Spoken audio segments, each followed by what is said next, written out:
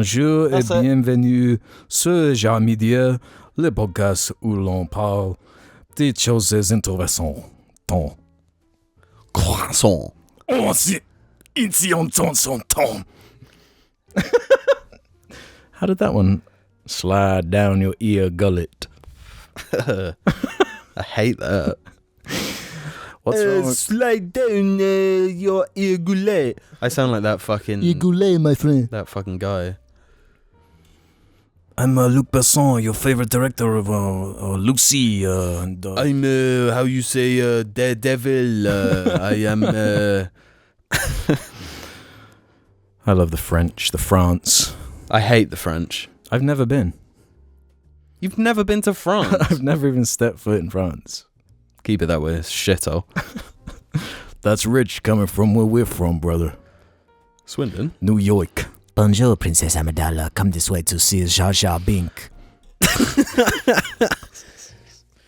Did you hear? Sebulba, he's back! Viva la revolution! I lost all my money on Bunta Eve. Me and the boys are going Tatooine, eh? Hey, Globshito! I feel like that was close to being Watto. Hey! Yeah. I feel like the longer I try and do a terrible French accent, it always becomes Watto. Well, it just veers towards being offensive. Like, that's good. We need that. But it's fine to be offensive nowadays. If we haven't learned anything in 2025, it's that. That's the lesson of 2, 1, 2, 3, 4, 5. 2, 5. What's 0 in French? Good question. They'd never taught me that. No.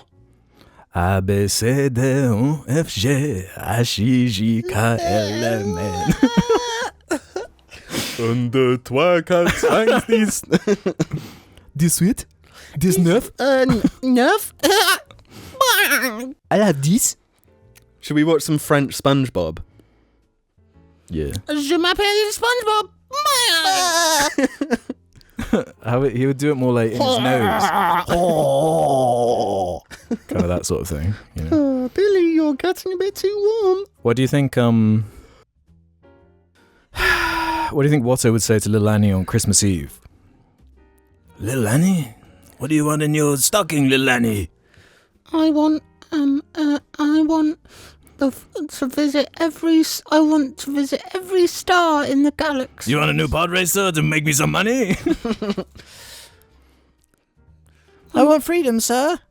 I'm tired, Watto, please. It's Globshito time this 2025. What glup would Pace be?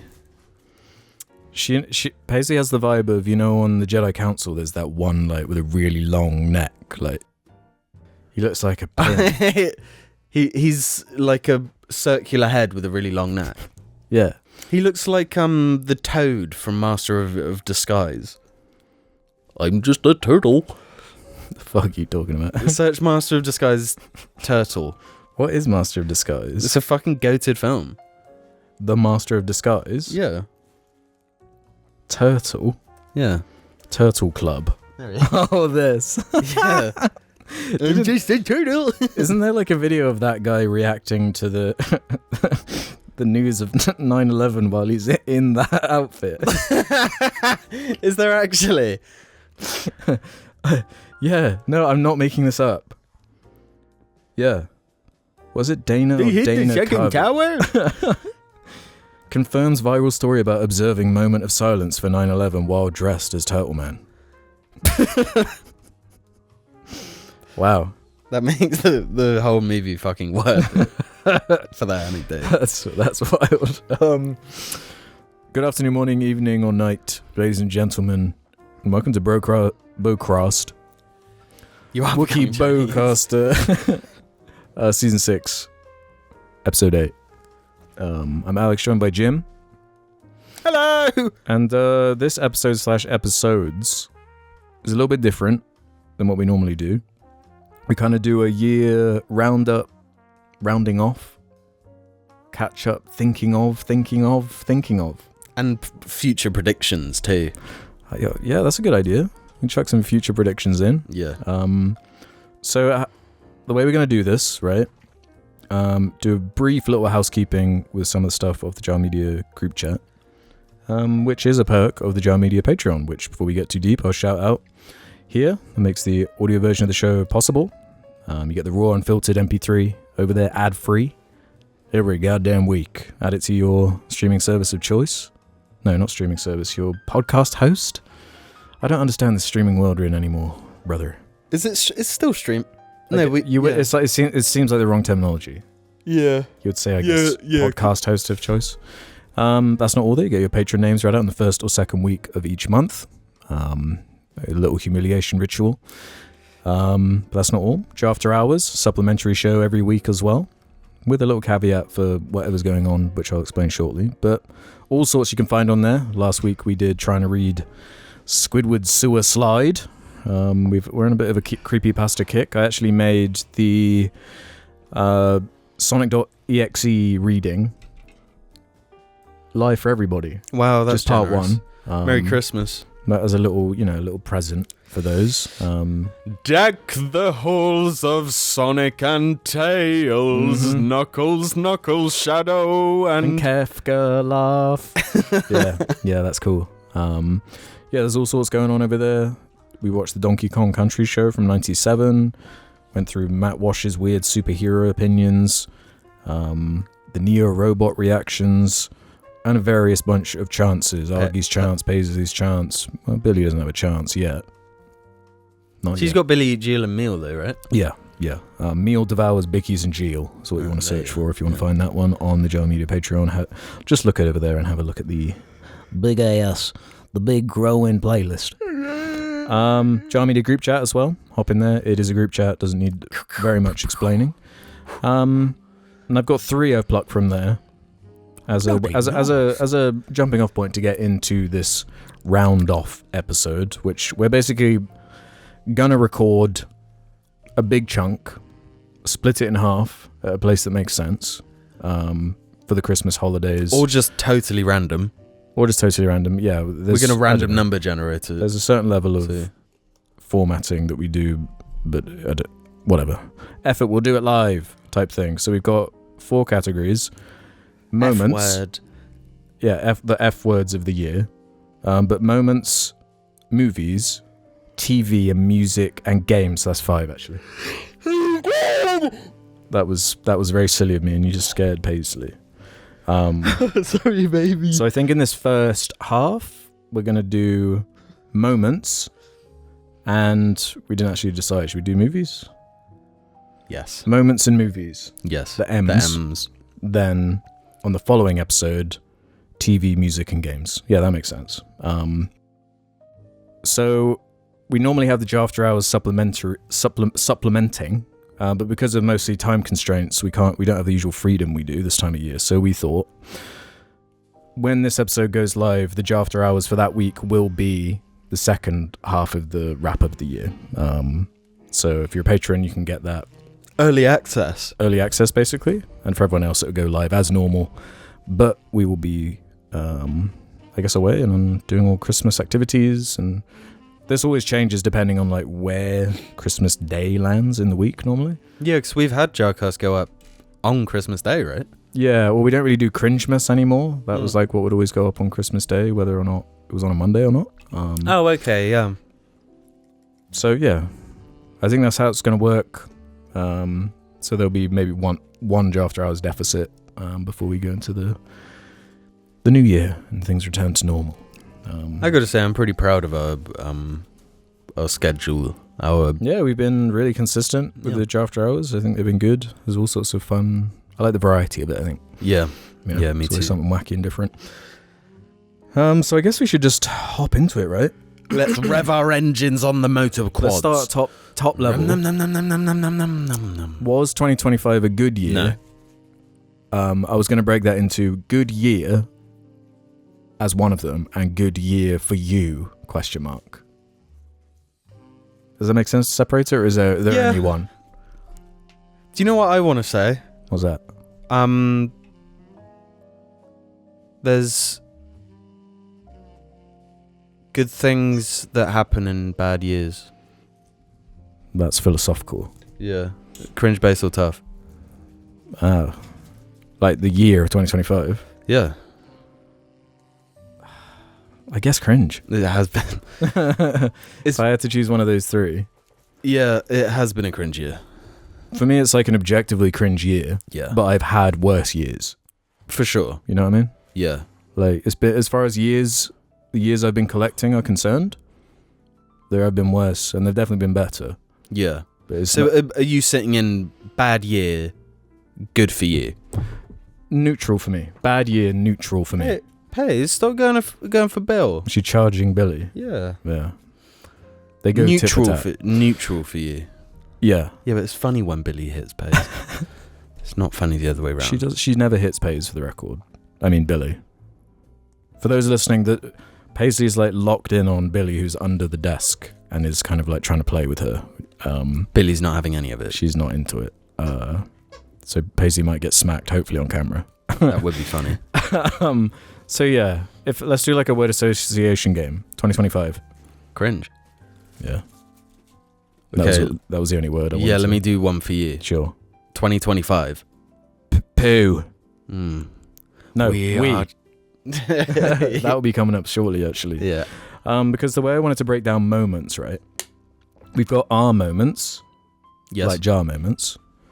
Like world moments. Newsy type things, stuff like that. I have a list of, in the space of YouTube, the trending topics of the year, the top creators of the year, the top podcasts of the year, top songs on shorts, and the top songs. So that's separated because they're so different. And at the end of that, I thought we could do a meme chat. The memes of 2025. I've got a list. Damn. Okay. I've got a list of some of them, so we're bringing it all home. So I guess, and a lot of this, especially when we talk about films, I apologize. I guess the weighting is just going to be very me heavy. I think because it's like my thing. Yeah, yeah. So yeah, I think you'll have more to say than you think, but just to. I mean, I could say a lot about the two that I've got. Yeah. So we'll see how that goes. I'll try and keep it not too like dominated. But so the two major things in the world of Jar that I want to start with. FNAF 2. FNAF 2. That's it. That if things had lined up better, we wanted to see FNAF 2, but we just haven't been. It's just I hate December. We can never find time for anything. Yeah. I struggle to find time like anyway. Yeah, when it's not. Yeah. So. The loss of Baby Rick, obviously, big one for me. I don't know about you. Mm-hmm. That's like left a scar of sorts. Yeah, that's kind of coloured the whole year, you know. Yeah, but I feel like kind of rounded off by Bubble Butt. What? You don't remember Bubble Butt? Bubble Butt. Jog my memory.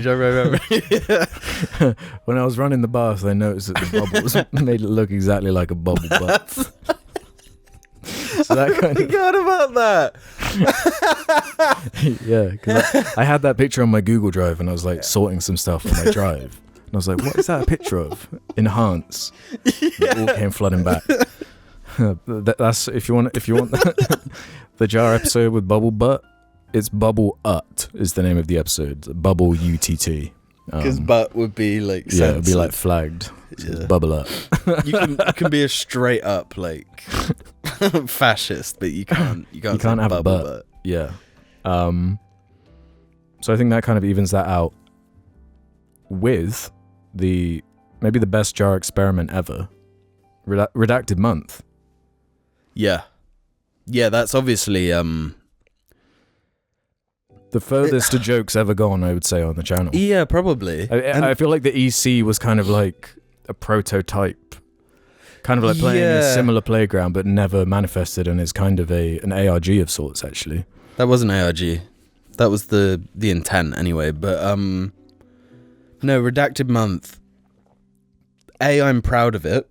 Yeah. B, it's like the crown jewel. Yeah. Of Jar. I feel like like it could have been the last episode, like the last. Yeah. It could have been like the inverse. It could have been the rest of which is what we do. Like it could have never ended. I genuinely think it could still be going. Yes, Like if we didn't put like an end date on it. Yeah, I'm glad we did put an end date on it because like Yeah, it was like an adjustment period to go back to like normal. Yeah. It was a hard like. It was a fucking, to be transition. fair, it was a brutal whiplash back into reality Yeah, at the end of was. Portland. It was. You said it. Oh fuck! Don't worry, I'll take it out. Yeah, beat if that. I remember. Beat that. Can you put a Kafka scream in? Kafka laugh. Yeah, Kafka laugh. Sorry. I did look at a few lists of like notable deaths of people, and only one really stood out to me. David Lynch. Yeah. We lost someone very cool. Yeah. Very Who didn't cool. seem that old to me. I don't know No. if he just had like He a was- youthful. Yeah, he did, but he was like energy. a chain smoker. Right. That makes sense. So it got him good, which is unfortunate. Yeah. Yeah, very cool person. Lost. And seeing as we're on the like misery, I've got a few misery ones. I felt like just to throw these out here is like, oh yeah, shit, that happened this year or is happening, right? Yeah. So we got fun stuff like escalation of Ukraine and Gaza war, Sudanese civil war, Gen Z revolution in Nepal and Madagascar. That's quite cool, at least. Yeah. Trade wars, one of the defining things of this year. Yeah. God. So the prequels were right yet again. But on the flip side, Sebulba's back. Sebulba is back. That was huge. The best announcement from the Game Awards by far. First crewed polar orbit space flight and the first fully successful landing of a spacecraft on the moon by a private company. What? When the fuck did that happen? In 2025. They kept that quiet. Jesus. Well, it shows the priority of like what you see in your newsfeed. Yeah. No one gives a fuck about shit like that. Yeah, fucking baby AI hippo is far more important. Like, that private company one, I feel like that's like a little sign of the future. Right there. yeah, A little Blade Runner, that's like a 2026 teaser. Yeah, and the only other one as far as that kind of stuff is ChatGPT 5 being released in August, just as like a put that on the calendar type thing. So do you want to do the like YouTube one next, or do you want to do meme chat? Let's do YouTube. Yeah. So I kind of listed those topics a second ago, but we can break it down. Starting with trending topics.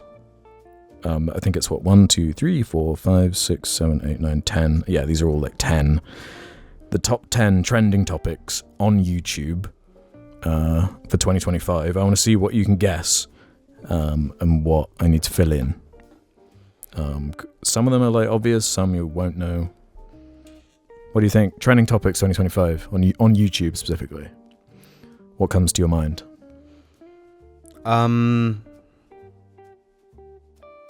AI. No, you got to think a bit more like specific. Trump. Not Trump. There are individuals, but they're also like... Is it like politics? Like... No, it's not that broad. It's way more specific. So something like, Right, like- someone would be searching. Will Smith freestyle. Shall I give you one so you have like an idea? Yeah. Cookie Run Kingdom. What? Actually, I guess it's like a mobile game. Wait, that's a YouTube trending... Yeah. Trending topic of 2025. Cookie Run Kingdom. It's just... Yeah. It's just a phone game. Why are people looking that I don't up know. on YouTube? Some of these are just like, what? Yeah. Okay. But like this one, we looked at them in the window of a shop earlier. Brain rot. No, but that is one of them. Yeah. Brain rot is one of them. I feel like that's really taken off as a term. Yeah, 2025 is the year of rotting brains. Yeah, for sure. Because what you're referencing is that we were in some... What was the shop? It was like... The works. Yeah, just sold like stationery and stuff like that. Yeah, there's like colouring... There's like books and puzzles and... Yeah, and you're like buying a gift and I stuff. see they're selling like tat at the counter, Uh-huh. and there's like trading cards. What were they called? Brain rot trading cards. They were called brain rot trading cards, and they had that hippo. Yeah, the little baby AI hippo. And I've seen like in supermarkets, brain rot, like toys. Yeah, it's like a brand now. Even though like I guess it's owned by no one because it's all like like it's who AI makes generations. and who owns a meme? how can you sell that? You just take it? Because it's not like when when Pepe like became a meme. Yeah, But that was like an actual comic artist who had his thing turned into a meme. yeah. So he had an ownership over that in a different way. Yeah, Who owns it when it's like yeah. a bunch of stolen like art being referenced by Tuntun Sahor or whatever. But yeah, brain rot along similar kind of lines. But what do you think was the thing we're looking at in the window of a shop? We're looking at PlayStation 5. Along the right lines. Because I referenced this shop CEX. You I almost referenced did it last episode or the one before, and I called it SEX. No one called me on it though. So Lol. lol. Nintendo Switch 2. Oh, okay. Yeah. That's in there. I do want one. I want to switch to you. That song you started singing earlier. Well, I like BBLs. No Will Smith on here, unfortunately. A 2025 song. Yeah. A meme song. I mean, Like it's famous because it's Charlie Kirk. We are Charlie Kirk. Well, the trending topic is Charlie Kirk. Yeah, of course, yeah. Yeah. Which isn't surprising at all. No.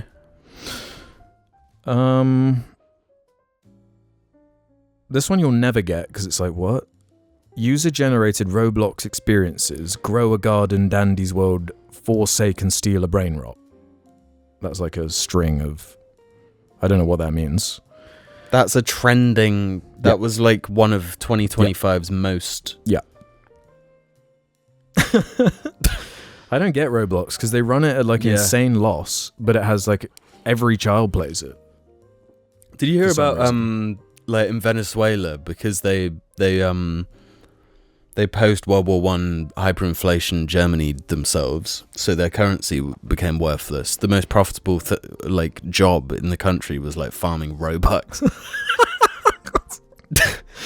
So the best way to make money. That's goofy. Yeah, people like heaps of Venezuelans. I think, God, I hope it's Venezuela. I hope I've got the right country. But yeah, I listened to a thing about it, and yeah, loads of people. That's so interesting. Yeah, it's weird though. Yeah, because that country's cooked. And then Trump's just like bombing their boats. It's crazy.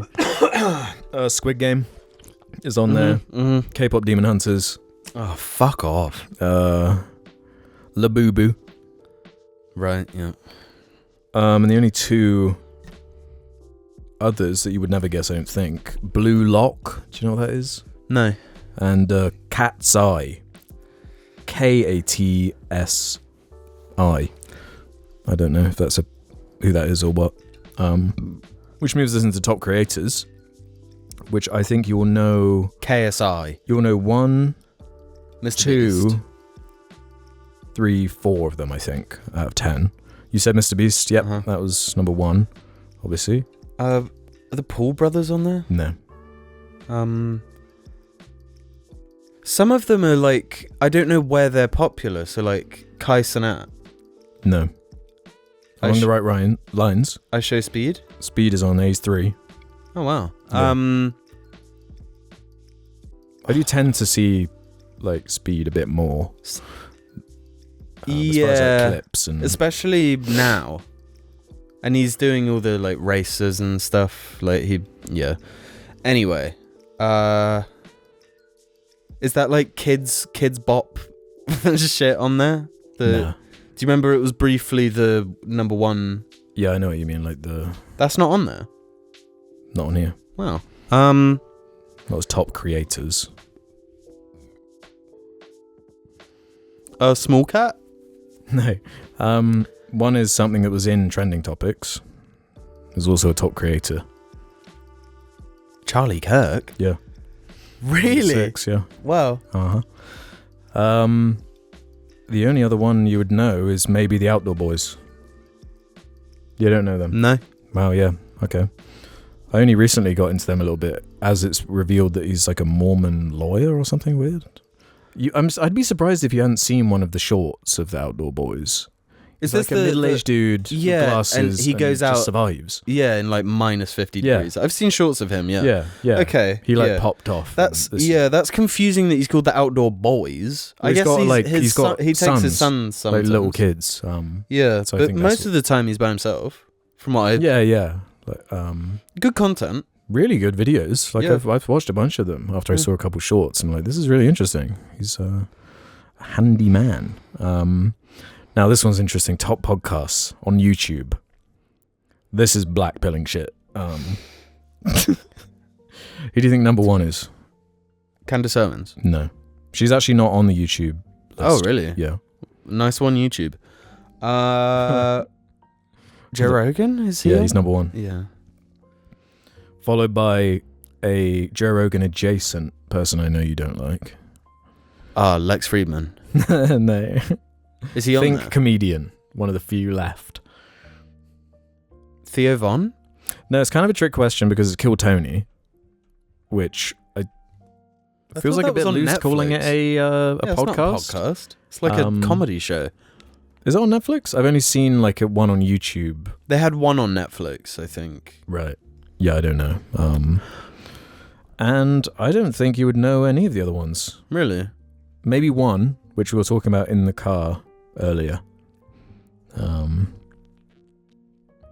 Yeah. Might be the only one I think. That isn't Candace Owens. It's not Candace Owens. We were talking about it earlier. Oh, and there is another one on here you might know, who I showed you a clip of earlier.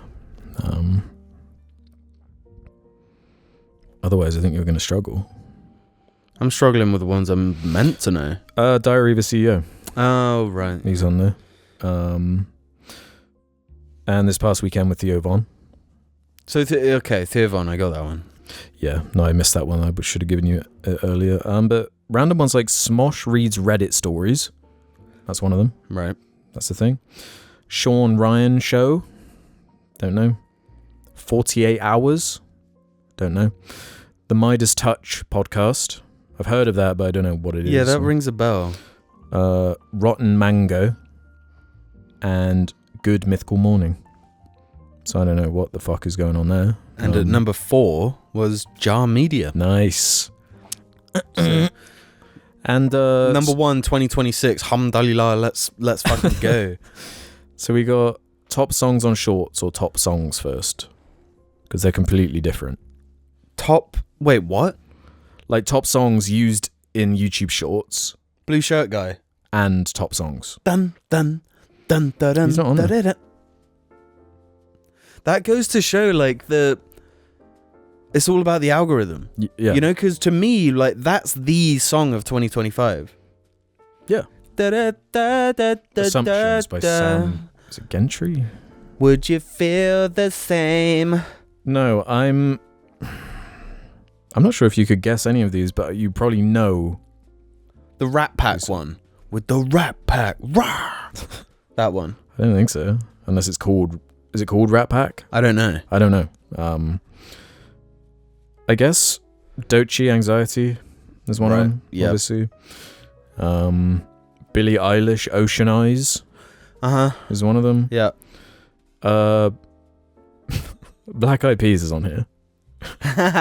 Yeah, no, that makes sense. I've Rock seen That Body. Yeah. Yeah.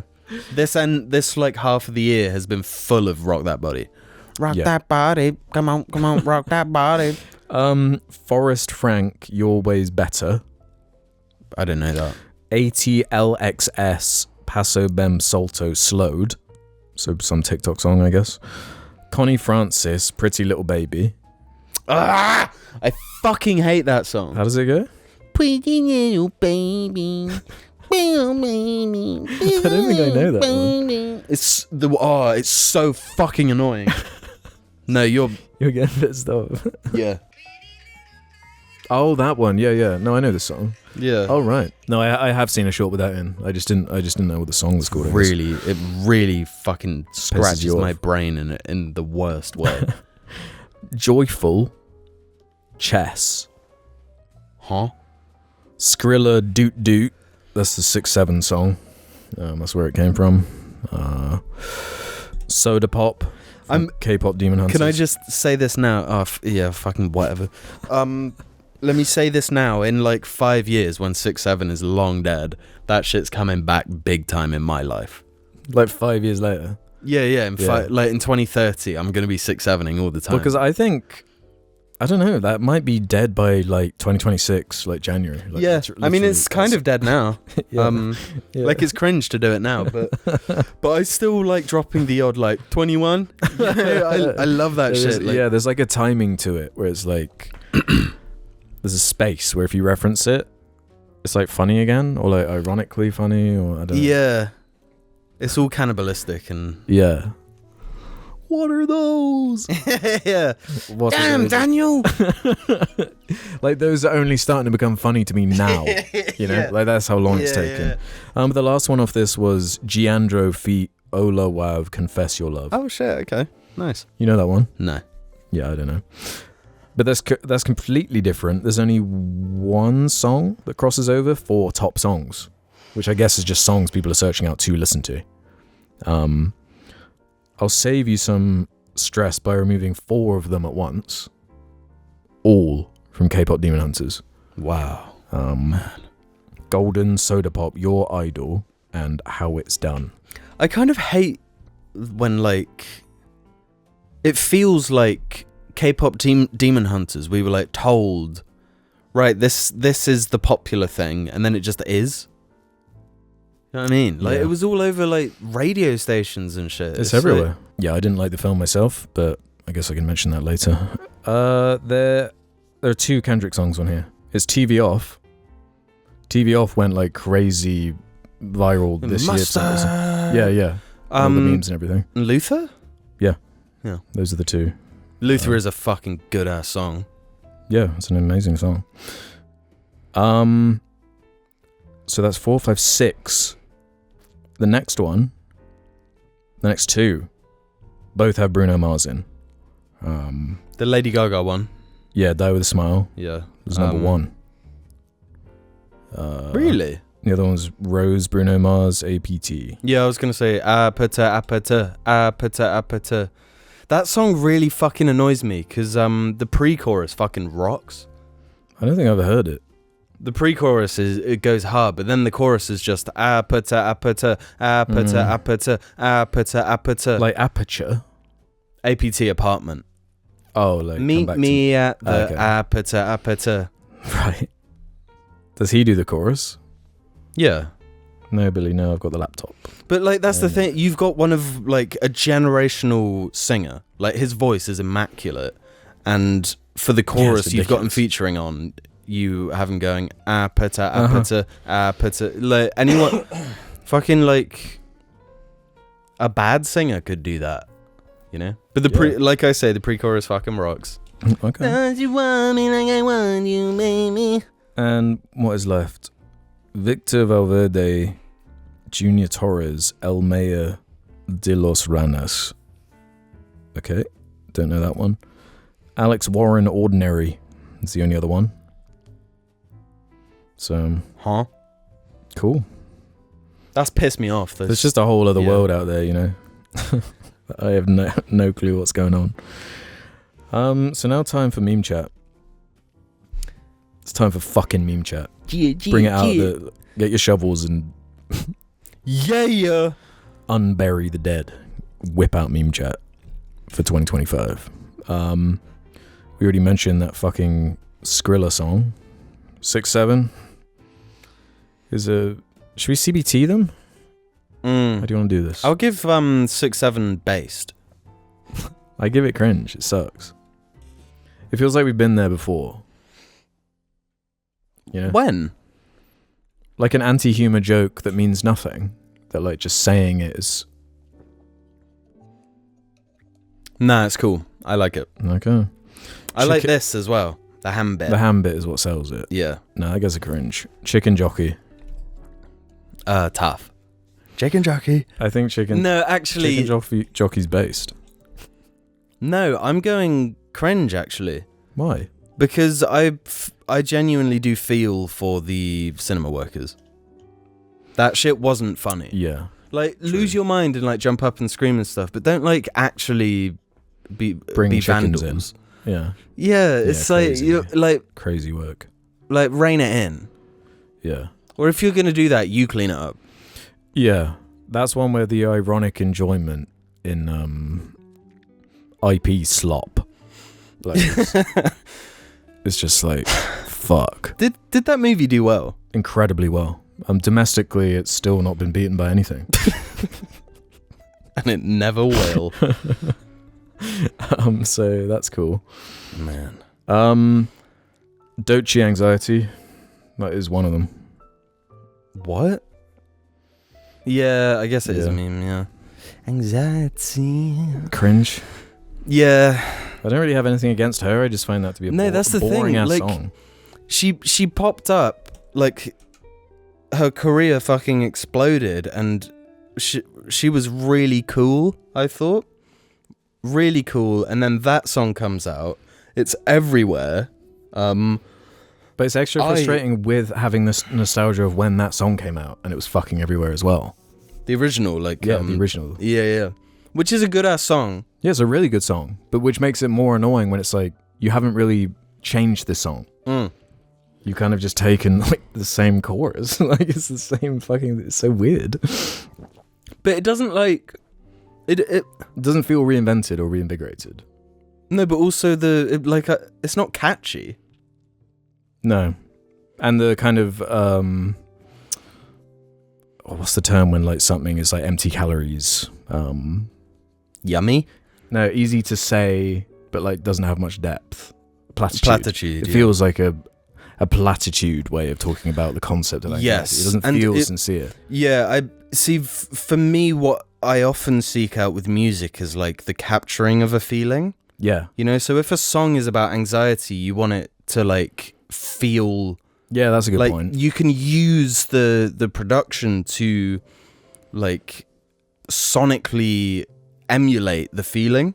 Yeah. Which it's not doing, because it, like, boom, boom, boom, Yeah. boom, boom, No, boom, and it doesn't boom, feel boom. like an intentional juxtaposition like that. Like, it just doesn't conjure the right emotion for me for what I'm looking for. Yeah. Because I don't think about, like, the concept of anxiety or that at all when thinking about that original song. No. It's more about, like, perspective and relationships. Yeah. Yeah. Yeah, that gets a cringe from me. Yeah, I'll give that one a cringe. The term aura farming. I think it's based. I like it as that I is think, based. because No, it's tough. no, it is tough. It's certified tough. Yeah. Nothing else, like, captures toughness. I feel like, who do you credit? Is it like Zoomers that get credit for these terms? Because I feel like some of them suck, but I feel like they're outpacing millennials as far as, like, phrases for things. Like, don't have the same ring. You know? How do you mean? You know, like, you know, elder millennial cringe has a certain... Elder millennial. Come here, doggo. Yeah. Hello, Void.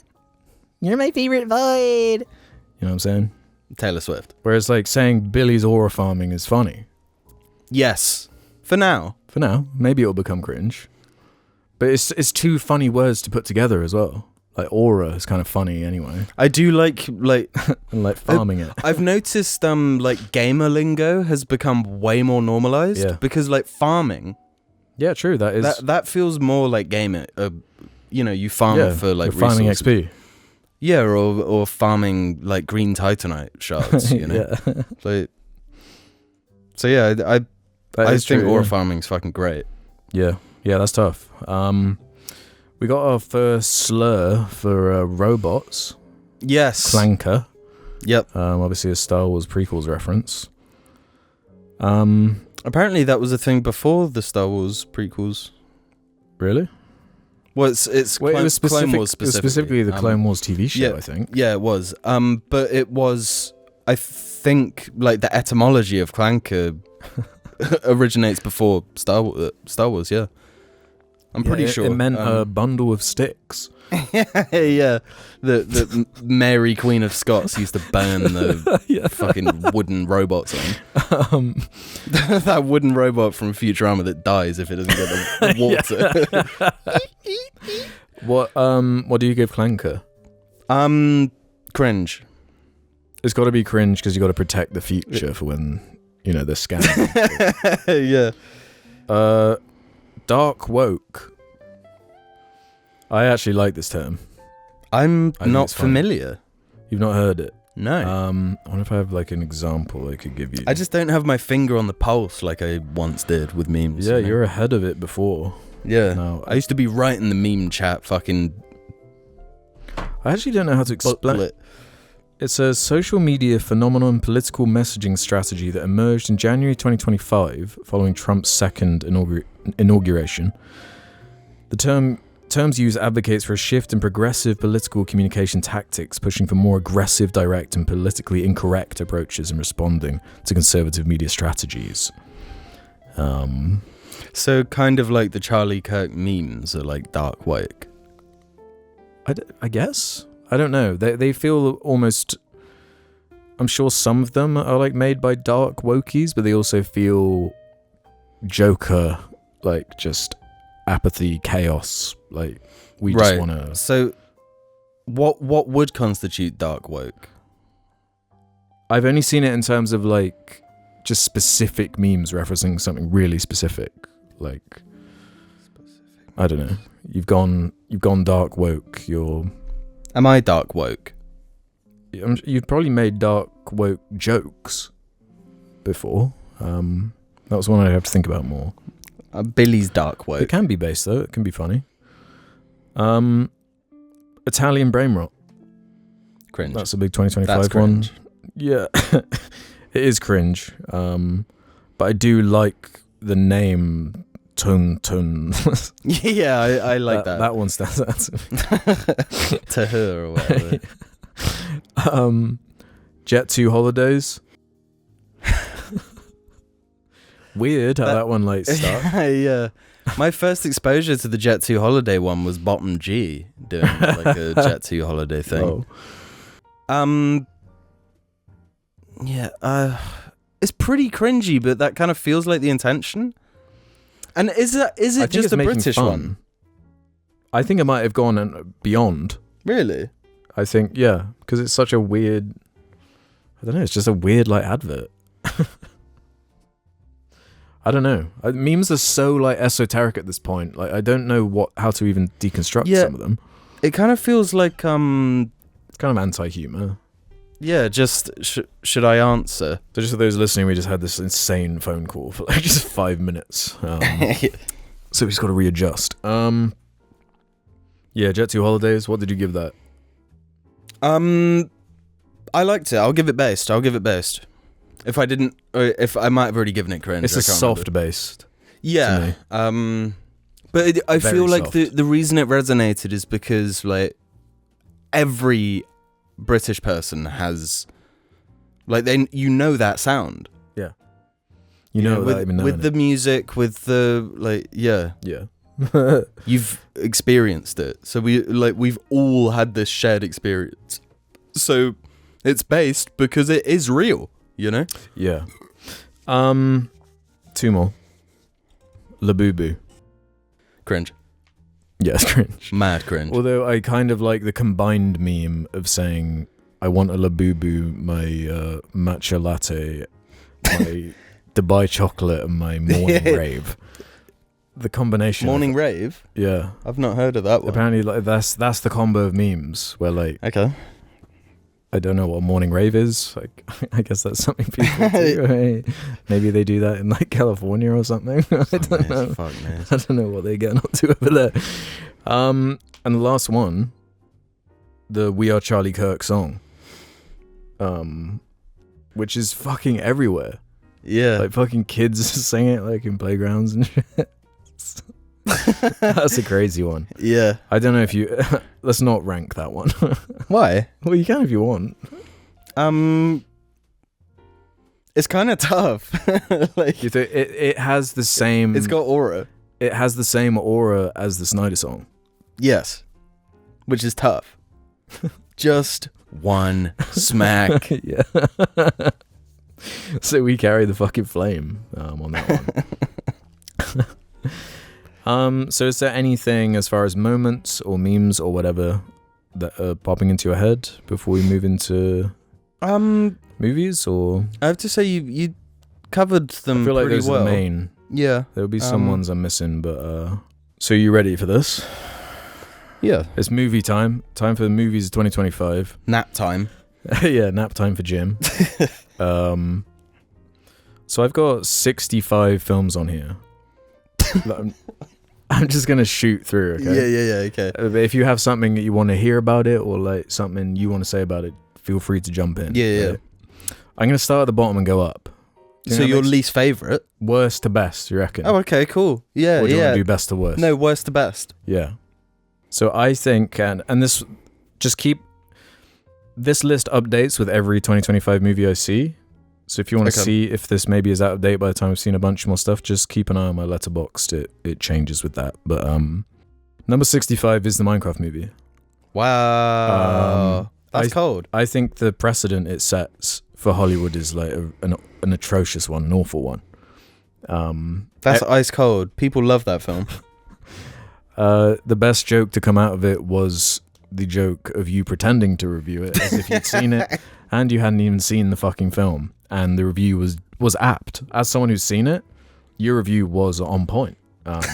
You don't need to have seen it to have seen it. Yeah. It's like anti-art. It's focus group. I would probably like be more on board of it if the film like bombed and like wasn't being rewarded for it. Yeah. Which is what separates it from 64 for me, which is the Snow White live action remake. Shoot. Where even fans of the live action remakes didn't like it. You know, that's how you know it's like rough. Yeah. That's kind of satisfying as well, the way they were talking about it before it came out. Like, it was so wanky.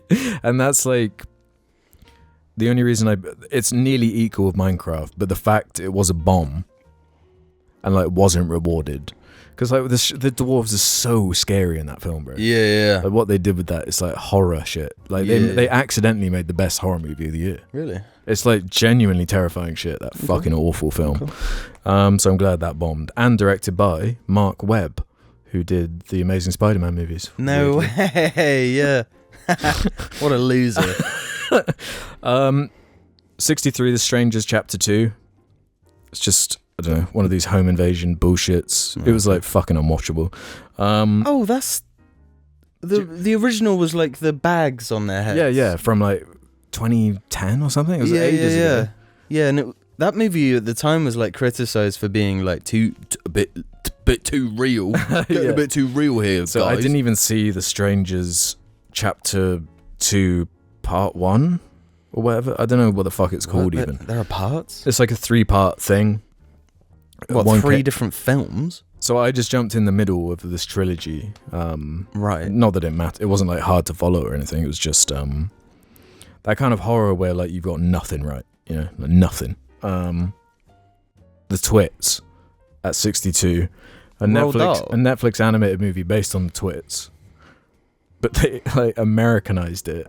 Right. And put like American political commentary in it, and they're like fighting to be the mayor and these like orphan kids, when the original book is straight up just like these monkeys that they've like trapped, and it's like the monkeys rebelling. It's like, I don't remember. It was fucking horrendous, that film. Okay. Yeah, like insulting, especially being fond of the book and everything. It was like, you just don't get it, man. Yeah. 61, How to Train Your Dragon live action remake. Starting to see a theme here, I think. Yep. Again, the fact it's like one of the biggest films of the year, one of the most successful films of the year, directed by the same director of the original How to Train Your Dragon, is a new angle. I don't think that's been done before. a new angle of like, and going through all the interviews of him talking about it and shit, it basically came down to, if I wasn't going to do it, then they were just going to make someone else do it anyway, so I just thought I might as well do it and get my bag. That's the state of the industry. That's how fucking sad it is. Yeah, they got rewarded for it, so now they're just going to remake the trilogy. It'll just be AI. Right, yeah. Remaking stuff.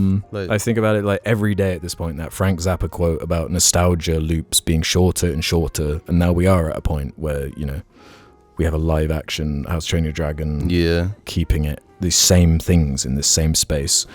The thing is, go for it. I guess it doesn't hype in the same way, but I'd be way more into and more inclined to I just pulled my thing out, sorry. More inclined to go to the cinema and watch one of these movies if they just released the original again. Yes. They just did like a run of the original and I'd be down with like, you know, How to Train Your Dragon doesn't look bad by any means, but if you did like a texture lighting update, like a fucking video game, you could do that, and I'd pay to see it again like that, because there's nothing wrong with the original fucking story. There's nothing wrong with it. It's not old. Well, they don't change anything. That's my point. It's fucking because boring. I would like on a creative level. All they do is make it worse. Yes, every single creative choice makes it worse. Whereas I'd be fine if every creative choice made it better, or at least its own thing, some new expression. But it's not. And that's what pisses me off. And I think that applies to Snow White as well, and a couple more that are about to come up. Next is The Electric State. The Russo bros, the fucking Avengers assholes. Made this Millie Bobby Brown, Chris Pratt adaptation of this incredible graphic novel, which is like the most, it's so like reel back and kind of creepy and scary and has this amazing world building, and this film is like, what? I haven't seen the film, but I don't know if this is a 2025 film, but you mentioned Chris Pratt and you just triggered a memory of mine. I saw the funniest fucking trailer.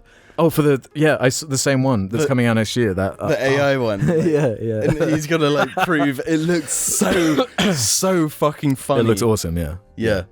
So that's one of my favorite films of the year is that trailer. Yeah, the like streamer slop, like Netflix, Amazon Prime, like blockbuster. Where there's like Red Notice. It's like the worst shit like ever, but everyone watches it for some reason. Yeah. So fuck The Electric State.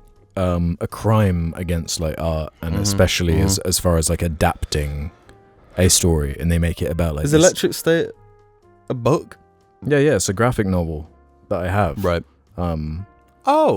With incredible the really cool art one. in it, with all the like creepy robots and stuff, and these landscapes, and just misses the point entirely. 59 Lilo and Stitch live action. Yep, you can just see a trend going on there. Yep. Just at least Snow White was like kind of crazy, you know, with like the like crazy horror dwarves. Lilo and Stitch is just boring. Fucking boring. It's like, hey, take this like succinct thing and just add half an hour. Yeah. Just like, the original kind of sucks anyway. I don't think it sucks. I think it's got its charm. Animation's good. The animation's good. I've got no love for that movie though. Like, it's not my favorite Disney, but it's my least favorite Disney. That's not true. But I don't give a shit about Lilo and Stitch. 58. That character's had a weird renaissance that I wasn't expecting, where he's like the biggest Disney character now.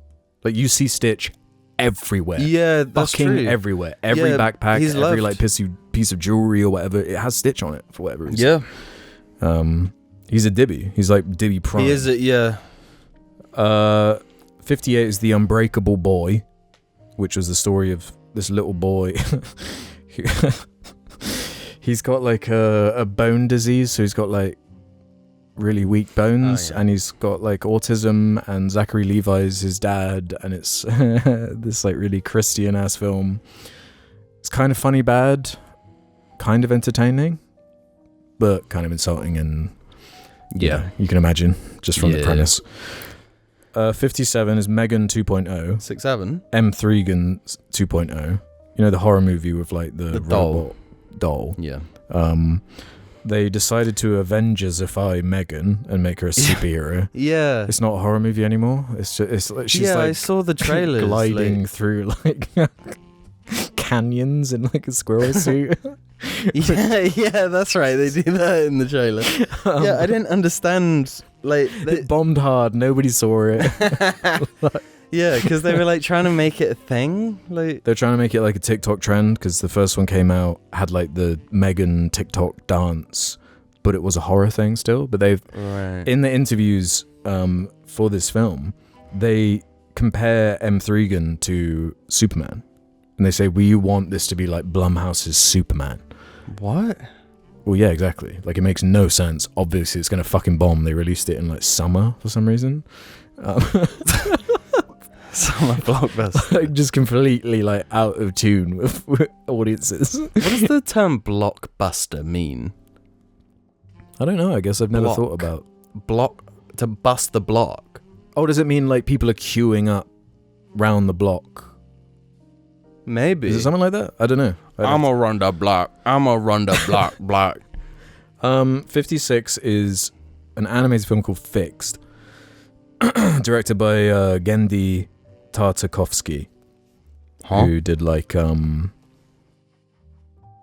I fucking blanking right now? Like SpongeBob, Primal, that animated show, Samurai Jack. You know that art style? Yeah. He's got the Hotel Transylvania stuff. Super recognizable, great art director. But this film, it has, you know, Food Fight. Yes. No, not fucking Food Fight. The other one, the Sausage Party. I always like they combine in my head. Yeah. Sausage Party, that style of humor where saying fuck is the joke. Right. Yeah. It's like animated dogs saying that and just being perverted, and that's like the whole thing. 55 is Highest to Lowest, a Spike Lee remake of Akira Kurosawa's High and Low. The Kurosawa one is an incredible film, and Spike Lee did a weird Denzel Washington Apple TV remake of it. And is it as good as his remake of Oh Boy? Oh Boy, yeah. It's about as incompetent. Maybe not quite Old Boy level. I don't understand, because whenever Spike Lee makes like his own shit. Yeah, because you saw like The Five Bloods, didn't you? Yeah. Did you see that? Yeah, that's I like really like film. Yeah. That's the Vietnam one, right? And the bombs. Yeah, I really enjoyed that film. And Black Klansman is good as well. Black Klansman literally changed my perspective on the world. Really? That's cool. Yeah, I fucking love that film. Yeah, Kylo Ren's really great in that film. Yeah, he's great. He's way better than Denzel Washington's son, who I feel like he's becoming one of those nepo babies where it's like, you haven't proved yourself, man. You have no range. You're the same in everything. Right, yeah. You know? Because in Black Klansman it works because that character is kind of just like a vessel. He's kind of just going through it. Yeah. It's like, I don't know. I've never really been impressed by him as an actor. He doesn't have what his dad has. That's for damn sure. Yeah, saying that though, Denzel Washington, I don't know if he has range, but his like, he's got screen presence. He's got 10 charisma. He's got 10 charisma. Yeah. Like in the Fallout, like his charisma's off the chain. So he can be in anything, doesn't matter what the quality is. He's someone who's like, I will watch the interviews for a film I'm not even going to see. Because you watch those ones where he's like killing people with like tools. What the fuck is that series the Equalizer. And there are like 5 of them. And, like, No, I started watching the third one when we were going to Vegas.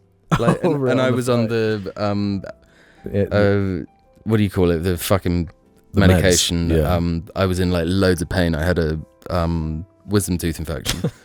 And I started this film and I had to stop because I was like, this is too like the film opens up. Do you remember the intro to Fast 5?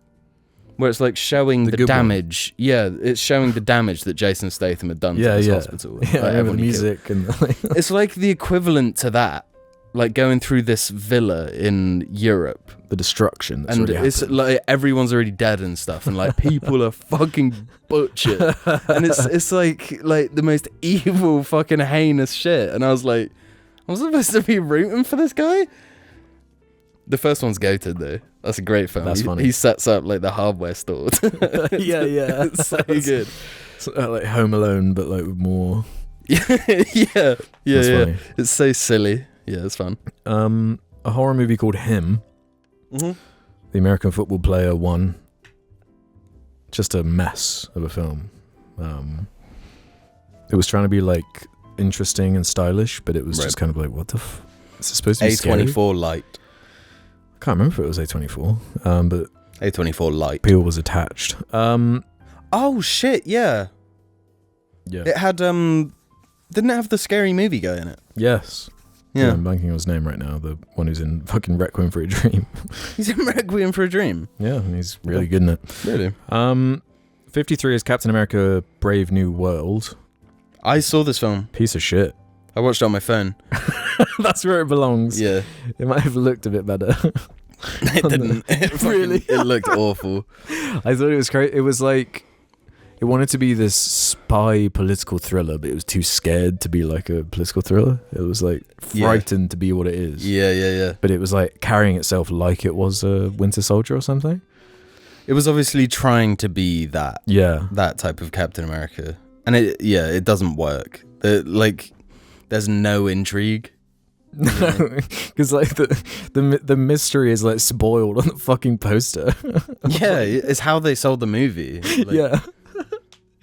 Yeah, that was bizarre. And as someone who hasn't been keeping up with all the like Marvel DC TV show bullshit, I was kind of just like confused for like, right, yeah, because like that's sense. when I guess he gets the Captain America title is in that show. Yes, so it doesn't happen in the movies. So the movie just kind of starts and he's Captain America. Well, he's given the shield by Sleepy Joe at the end of Endgame. That's right. So the like then that's the implication. The implication is that he's going to be. But yeah, weirdly, I like latched onto that character, Anthony Mackie's character. Really? Like the Falcon. I kind of find him lame, if I'm going to be real. It's kind of partly his lameness that I like. You know, like that can be utilized in a group setting for me. He's like but like I watched the whole show. You know, like I really like Anthony Mackie. I think he's got that charisma. Yeah, he's like a good actor. Yeah. But this film, like, I sat and like I enjoyed a bunch of the show. You know, like for what it was. It wasn't. You know, it's not like I'm not watching it like I'm watching. Because I like the character from Thunderbolts that came from that show. He kind of looks like Wilson. He kind of looks like Owen Wilson. It's what's his face's son?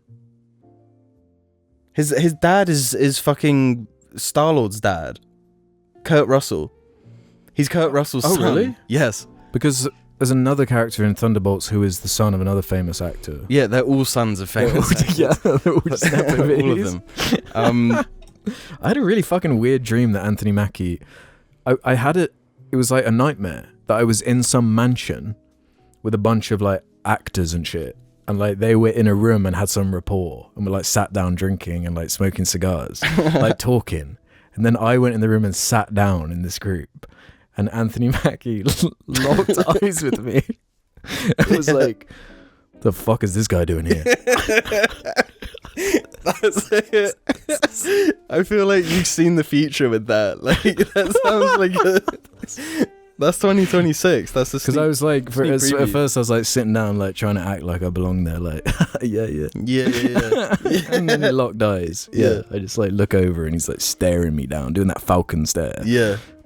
That reminds me of a dream I had with Denzel Washington in it, though. Was he reprimanding you? Was he trying to kill you with a fucking chainsaw? No, similar. I must have been playing Warzone a lot of the time. Because in my like Call of Duty, that will give you nightmares. Call of Duty Warzone. In my dream, like I was in Warzone. That's scary. Yeah, so I was like going around with a gun, and then like I open a door. You're in the gulag. Like, then bullets, and like I'm in the hotel or whatever, and I open the door and Denzel Washington's in there, and he like fires some shots, and he's like, "Back the fuck off, dude! I'll fucking kill you!" And I was like, "Well, yo, look, just let me go, and it'll be fine." And like we had this like tense like. Yeah, I think we actually teamed up in the end though. It was kind of fire. That is cool. That's like Equalizer Part 4. Yeah, for sure. I never want to meet that character. He'll fucking cut all my limbs off and fucking turn me into a scarecrow or something. Yeah. But yeah, that Captain America movie is dick. And I feel like what's it? Harrison Ford. He's become like poison, box office poison. You know, he just can't be in a film anymore because it won't do well. Well, I was watching a bit of that. He's in like an Apple TV comedy where he's like plays a therapist, Right. and he's like decent in that. Yeah, I mean, to be fair to him, like he's trying in Captain America. Like he isn't phoning it in. He's got nothing to work with, like straight. No, There's no. nothing for him to do. There's But, nothing like- for anyone to do in that movie. But I found it really confusing as well because he's meant to be the character from. Yeah, because that Hulk? actor died. He passed away. Yeah, So but they recast also him. like Has he got something Edward Ross? Norton is alive. Yeah, But but it's he a didn't want to different- he didn't want to take part there, so they recast him. Yeah, but like it's still really confusing, and they're Yeah. like calling back to his daughter and stuff, and it's like, and the bad guy. Spoiler alert: the He's guy from who that gets his film. brain fucking like That's right. big. Yeah, the guy who Is- was in Green Lantern as well. Yeah. Didn't that same thing? No, that was a different actor. Yeah, Was it's it? the guy. Yeah. He's Buster Scruggs. Yeah. Like he's a great actor, but I mean, to just now be utilizing stuff that you were using in the Hulk, it Yeah. feels very Desperate. desperate, and it's almost glup shitoism. Yeah, when the main two links are a Disney Plus TV show and a film from 2008. Yeah. Yeah. That makes it a bit like 52 is Jurassic World Rebirth, or as I call it, Jurassic World Afterbirth. Like it looked kind of nice, but like the actual story is like fucking unbearable. It's like Scarlett Johansson just trauma dumping with Mahershala Ali. It's like, and then there's a mutant dinosaur that like, isn't even fun. The whole like part goes wrong in the very opening scene because someone eats a Snickers and the like Snickers wrapper gets stuck in like a door and then it frees the big mutant. What? I'm not even joking. It's awful. I don't know why it's so difficult to make like a cool dinosaur movie. But it can only be done once, I guess. Like, Yeah. we're allowed one. Yeah. What is the deal with it? Yeah. Because I think a true dinosaur, like leaning more towards horror, could Yeah. actually be like the scariest thing you've ever seen. Don't you think the Kong v T-Rex fight is fucking goated as fuck? Oh, and the Peter Jackson. Yeah, and the vines with the Well, that has like the scariest scene of all time in it with the bugs and yeah, that is fucking in the scary. valley. Yeah, I dig that film a bit. it's uneven, but it does Yeah. have some good stuff in it, and it's like so ridiculously bloated. Why is Yeah. it so long? It's crazy. It's a But it's fucking got some nuts like film. it was Peter Jackson like going too far. It was like, you know that scene in the He had to third get Lord of it the out. Rings where it's like each one of the Lord of the Rings has a more insane Legolas scene. Like it gets more and more ridiculous. It's like taking that energy and like, what if that was the whole movie? Yeah, yeah. No, he needed to get it out of his system, and I'm glad he did. So I've got good memories of seeing that at the cinema. But then he did like the Hobbit trilogy and like Yeah. yeah. He didn't get it out of his system enough. 51 is The Monkey, just a forgettable horror movie made by the Long Legs guy. Nothing really to say about that. Monkey. The Monkey. It's one of those, you know, Toy Story 3. Oh, that's right. Yeah. Which, you know, they copyrighted Yeah. that monkey. Yeah. So Or it had to be a trademarked different it. kind of monkey. So it was a different monkey. Assholes. He had a drum or something instead. Yeah. Shelby Oaks is number 50. Chris Stockman's movie. Uh-huh. I was like right down the middle on it. It's fine for its budget. It did some cool stuff. But I don't think it's really going to move the needle. It's just like a B horror movie with Keith David in it for one scene. Hell yeah. I love Keith I David. love Keith David. It's like if you're going to drop some exposition, if it's going to be him delivering it, it's going to sell it. So Yeah. Tron Ares at number 49. Jared. I don't know what the fuck they're thinking with that. Like, why they keep giving him leading roles in films. Yeah, they're really trying to make him like the guy. Nobody wants him. He's creepy, dude. He's insanely creepy. kick-ass score, some kind of cool action conceptually. My main point in my review was like, just give me a version of this movie that has no dialogue. Like, you know those versions of Star Wars where it's just the score and you can watch the film and it's literally just the score and it's kind of its own story just from that. I'd watch it again in that form, but in no other form. Okay. Like just the score and like the visuals. You know, it's kind of like putting on an LED light show for a little bit. Yeah. Dangerous Animals at 48. It's like a serial killer who uses sharks in Australia to kill people. Pretty forgettable. Sounds kind of funnier and more interesting than how it actually is to watch. It's pretty forgettable. 47 is Brad Pitt's F1 movie. That's quite low. Pretty fucking boring. I don't care about F1. Yeah. But it was the director of Top Gun Maverick, so I was like, well, if half the movie is like racing scenes that are as good as the flying scenes from Maverick. And there's some good like racing, but I just feel like the stakes of something like Top Gun Maverick are way more involved. Yeah. Like, you know, I don't really give a shit about Brad Pitt winning like a race, whereas like Tom Cruise succeeding in his like secret military mission is a bit more like against China. I thought the implication was that it was North Korea actually. That's how I suppose it could be, but the fighter jets they are fighting against are Chinese. Right. So yeah, that was boring as fuck. And just that structure of the like, yo, I'm past my prime, I'm never gonna win a race again. You're too trigger happy, you're too cocky. Yeah. And he's like teamed up with the like, it's the past his prime guy and the young up and comer. It's the Top Gun formula.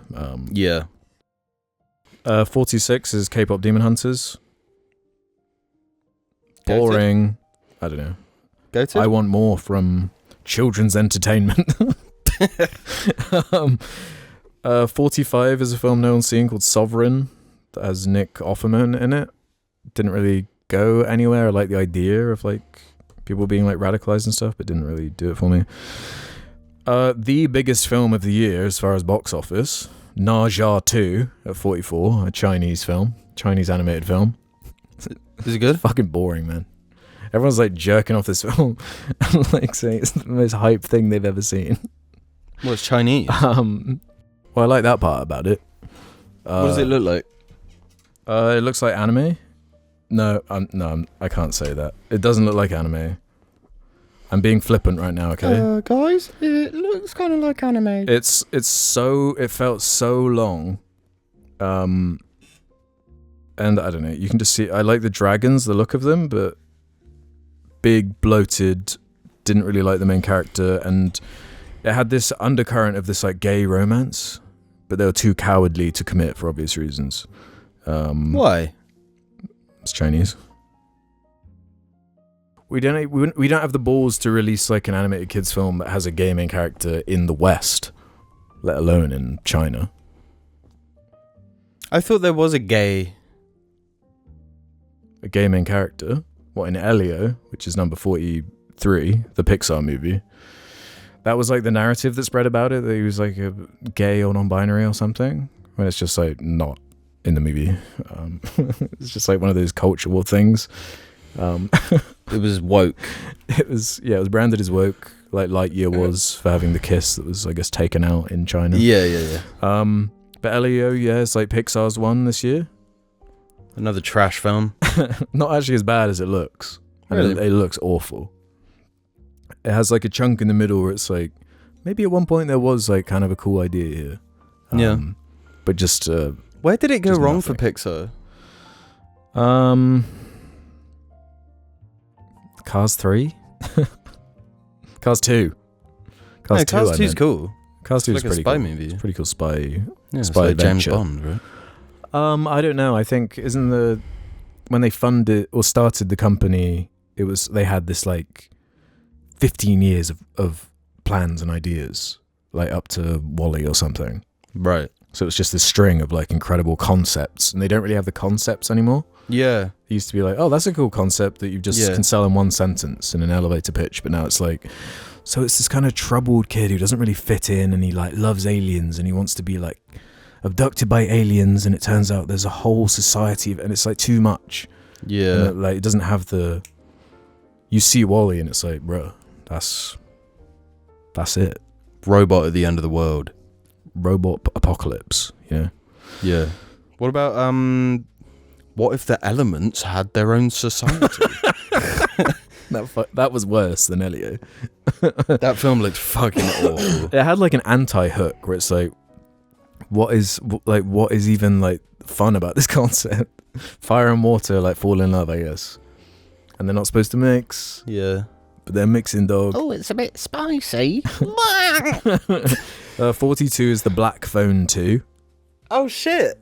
With Keith Lemon in it. Yeah, Keith Lemon's like a serial killer. It's pretty cool. Awesome. It was fine. It was serviceable. I like the idea of hell being visualized as like really cold instead of fiery hot. Okay. I think that's kind of interesting. It's like in God of War. Yeah, sure. 41 is The Naked Gun with Liam Neeson. Oh, yeah. I've seen one funny joke from that. It's got plenty of funny jokes, but overall, I don't know. It just didn't particularly vibe with me. It was fine. People definitely like that one more than me. No, I'd never say it's bad. Seth Rogen loves Liam Neeson's. Seth Rogen? Yeah. The Family guy. Oh, Seth Incarnate. What's his name? Seth Rogen, Peter Griffin. Seth MacFarlane. The Bad Guys 2 at number 40. Just DreamWorks doing their thing. They just need better writing because like the look of it is cool. The character designs are good. Kind of that Spider-Verse style. But yeah, doesn't have it. 39 is Good Boy, the horror movie from the perspective of a dog. That was really funny. A better concept than actually like hype to like watch. It was just someone who like he spent like 3 years just making this film and he like loves a dog. That's cute. Is it his dog? It's his dog. Yeah, cool. So it's pretty pure. Yeah. 38, The Running Man, Edgar Wright. Pretty shit. Disappointing. Yeah, I just don't know what he is doing anymore. Because like it's just, I didn't rush out to see this. I took like weeks to go and see it, and it's like I could have told myself that in like 2012. I was like, there's gonna be an Edgar Wright movie that's come out, and you don't even care about it. You don't even care about going to see it. I'd be like, really? For real? Yeah. Yeah, because he was on a real roll up until Baby Driver. Yeah. Look at the balls on that kid. Yeah, maybe it was him that fucking ruined it. Trainwreck Mayor of Mayhem. That was a Netflix documentary about the mayor of, was it Toronto? Who was like revealed to be like taking crack and stuff like that. That was really crazy. That sounds good. I think it was Toronto. Together, at number 36, a horror movie with Alison Brie. Oh yeah. And this looked intriguing. Yeah, it was interesting. It was okay. It was one of those horror movies I find that the first act for a lot of horror movies is the best part, when like the intrigue's just being explored, but they often fall apart when they have to provide like answers or delve too deep into answers that unravels the kind of scare or mystery at the heart of it. It was fine. 35 is Dogman, another DreamWorks movie based on a children's book by Dav Pilkey, who did like Captain Underpants. It's like the same style. Cool. It's kind of like a morbid concept. It's like a cop who like gets his head chopped off somehow and gets like a dog's head put on him. Like RoboCop, but kind of, yeah, but the whimsical way it's presented is less dark than how that sounds. Yeah. So he's got like the body of a human and the head of a dog, and he's like a cop. It was kind of funny and cute, again with the fun, like weird, wacky art direction, but pretty empty calorie. The Long Walk at 34. Just the walking, pooing movie. Yeah. A concept movie. How do they poo? That's explained in the film. How do they? There poo? are multiple scenes of them walking and pooing at the same time. Yeah, because if you stop walking, you get shot on the spot. So but like, do they just like pants down poo? Yeah. Do they squat or just like? Yeah, one character gets killed because he's like pooing and he's got rhea. This sounds like your kind of movie. Well, how the fuck is this? Those parts are awesome. How's this at 30? And like the biggest like action scene in the film is like when there's like a 5% incline. Yeah. So it's harder to poo.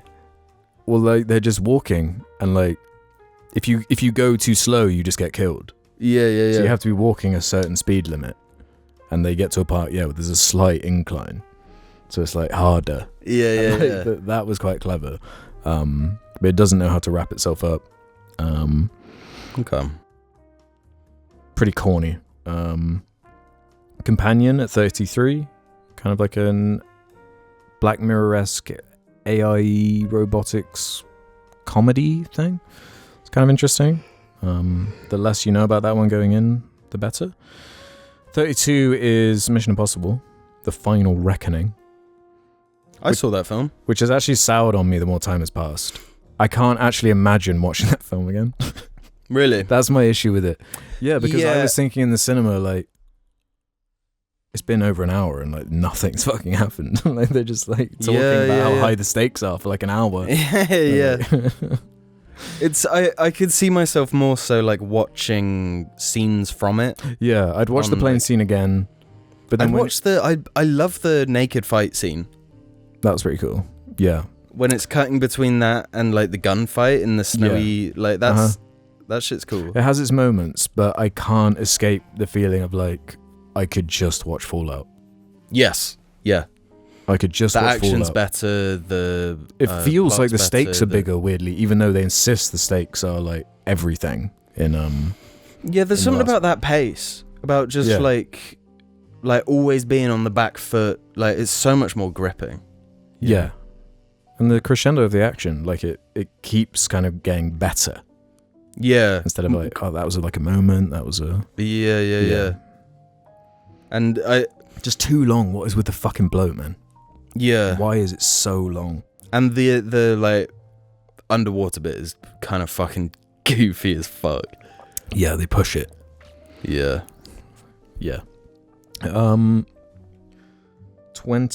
31 is Fantastic Four. First Steps. I still need to see just that. Like a decent Marvel movie, you know. I like the characters. I want to see more of them. But it's sweaty as well. They're like frightened. They're like, this has to be a level of quality or we're fucked. Like that's the feeling of the film. Right. They're like terrified. Yeah. Like that's the feeling it has. Number 30, Sinners.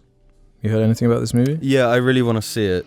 There's been a lot of talk about it. This will be probably one of my most controversial placements. Yeah. I had to guess because people are loving it. They're absolutely fucking people loving are like, well, number one film of the year.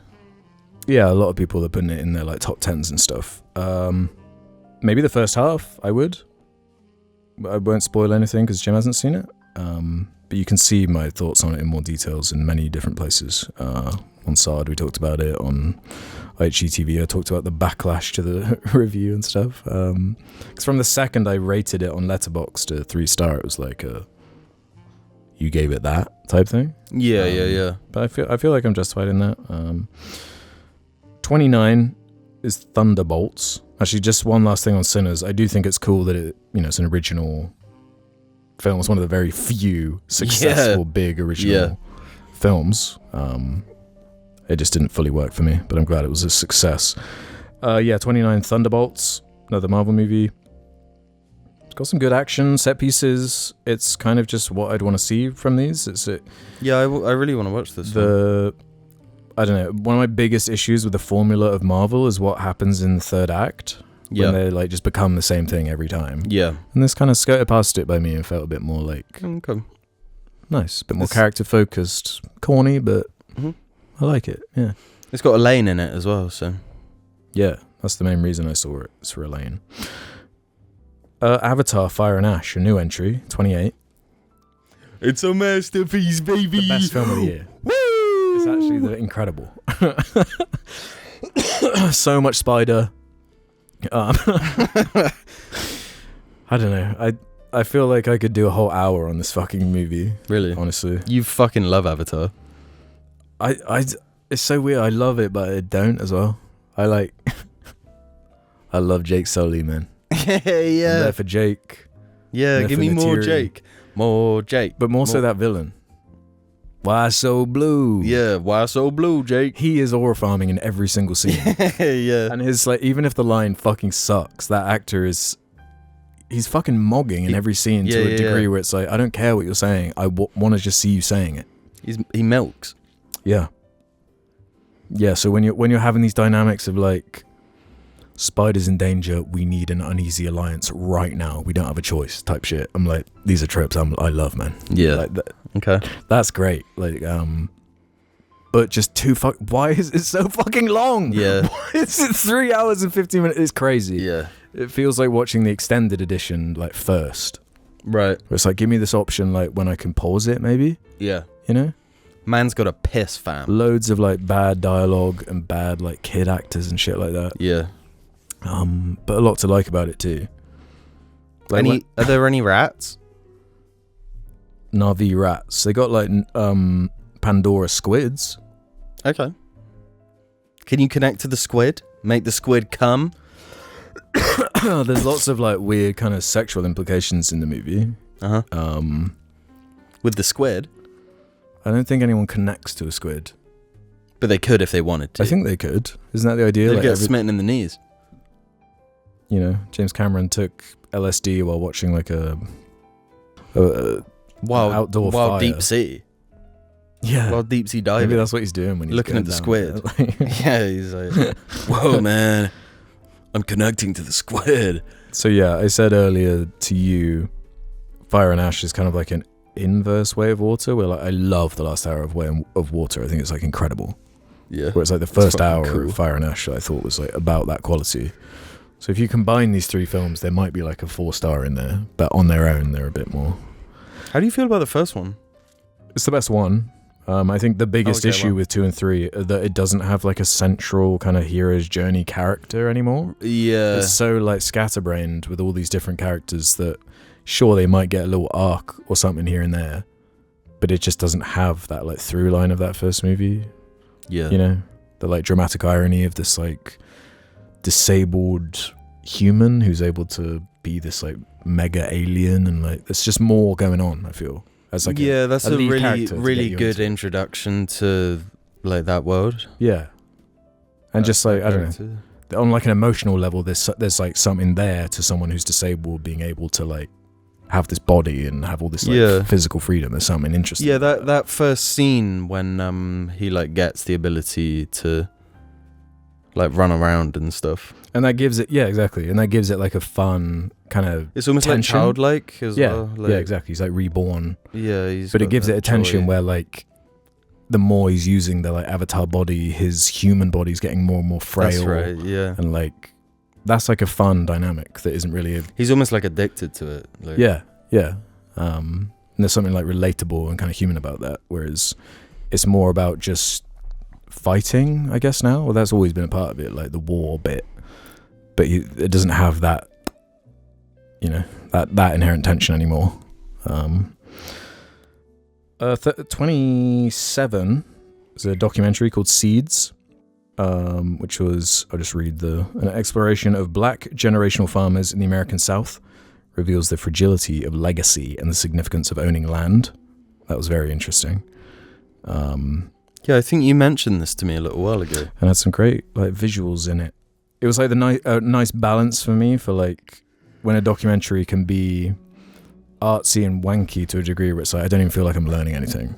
I've seen a few of those. Yeah. But this was like a nice balance where it's like this is like feels artistic and like you got intent, but I'm also learning something too. Did it make you say sensational? Yeah. Did you go absolute cinema? That's a meme, 2025 meme, I think. No. 26 is Titan, the Ocean Gate submersible disaster. I thought it was just like a good collection of the questions you wanted answered, like people attached to it, not people just theorizing about it, like people actually involved, like breaking it down. Yeah, just wild.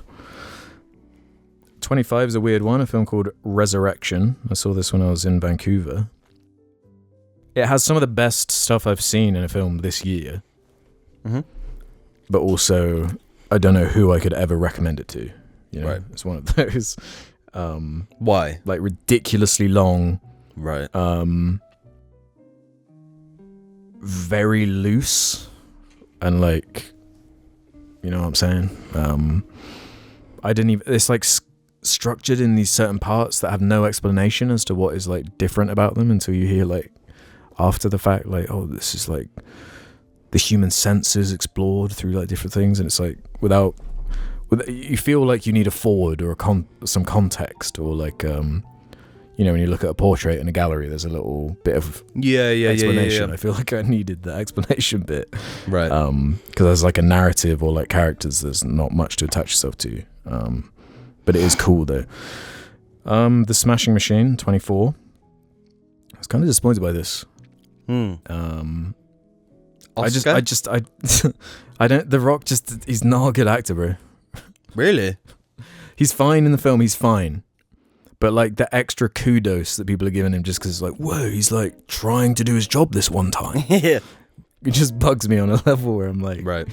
And there's like points of melodrama that were just like, no, this just isn't interesting to me for like a Safdie project, really. Right. Yeah. Hopefully Matthew Supreme's a bit better. Zootopia 2 or Zootropolis 2 at 23.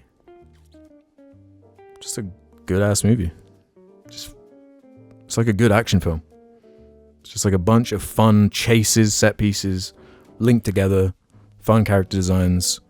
It's got Short Round as a snake. That's all I'm looking for, you know? That's probably the biggest surprise of 2025. Because, yeah, I didn't really give a shit about that first movie. Yeah, didn't really resonate with me. Yeah. 22 is Final Destination Bloodlines. Nice. It's got some funny shit in it. Is it the MRI machine? yeah. It struck a good balance for me of like the horror comedy. Didn't take itself too seriously. Didn't know how to wrap up. That was my biggest issue with it, I think. But kind of some of the effects are just awesome. Yeah. Yeah, it was. I enjoyed that. 21 is Louis Theroux, The Settlers. Pretty dark and fucked up. About the settlers. Yeah, I was a strip. I need to watch that. Yeah. 20. Mickey 17. I desperately want to see that. Huge fucking bomb. It bombed. Oh yeah, big time. Yeah. Big. Uneven but likable. I like it actually a lot. Has it grown on you? I wouldn't say grown, but just normal. I gave it like 3.5 star, 7. Mm-hmm. Like what I was saying about Sinners, even though it is based on a book. This one. I'm confused. In this list, you've got to a 3.5 star. Yeah. Didn't you give Frankenstein a 3 star? No. You didn't? Okay. No. Sorry. We're nearly there. If you're like a sci-fi fan, it's like nice to get one of that kind of budget, and it's a shame it didn't do better, so we couldn't get more of that kind of thing. There's not more of a hunger for that, is unfortunate, but number 19 is Warfare. A very intense,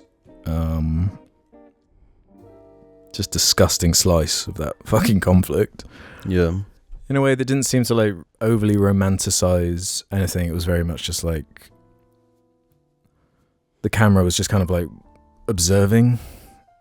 I don't know, because there was some debate about like how much like propaganda, how much of this is like propaganda. But I think it didn't feel very hoorah, like join the military to me. It felt more like this is like what it actually looks like to see someone screaming in agony and they can't stop screaming in agony because they don't have like limbs anymore, and they're like, and it's just horrible. It's fucking awful. The thing that I want to see from a movie like that now is like from the perspective of like the other side. I thought the way it balanced that was quite interesting. The movie, the way it nodded to the people that were like living there. Yeah, and, like, how it affected them was quite interesting. Extremely well made, and maybe the best sound design of the year. Did you see it at the cinema? Right. Yeah, it was. If you're like at all sensitive, like do not watch that shit. Next one is an animated film, number 18, Predator Killer of Killers. Like a weird one. Spider-Verse Predator anthology movie. Is this different to the one with This is with Elle Fanning. Yeah, I haven't seen that one yet. Right. I've heard it's all right. I've heard it's spoilers, but I've heard there's an action scene because she's like a robot that's cut. Oh, I've heard about this too. There's an action scene where it's like her legs and her top half. That sounds fun. Yeah, that does sound great. And because the meme with that was that because it's only the top half of Elle Fanning. Yeah, the meme was like they're trying to hide her like ass from everybody. Yeah, no, because like an on-set photo was like put out where she's wearing like leggings because they like green screen her legs out and like she's rocking a fat fucking dump truck. And, fair enough. Everyone's like, don't forget what they took from us. Well, it should be coming up again a little bit. But it's like really good action.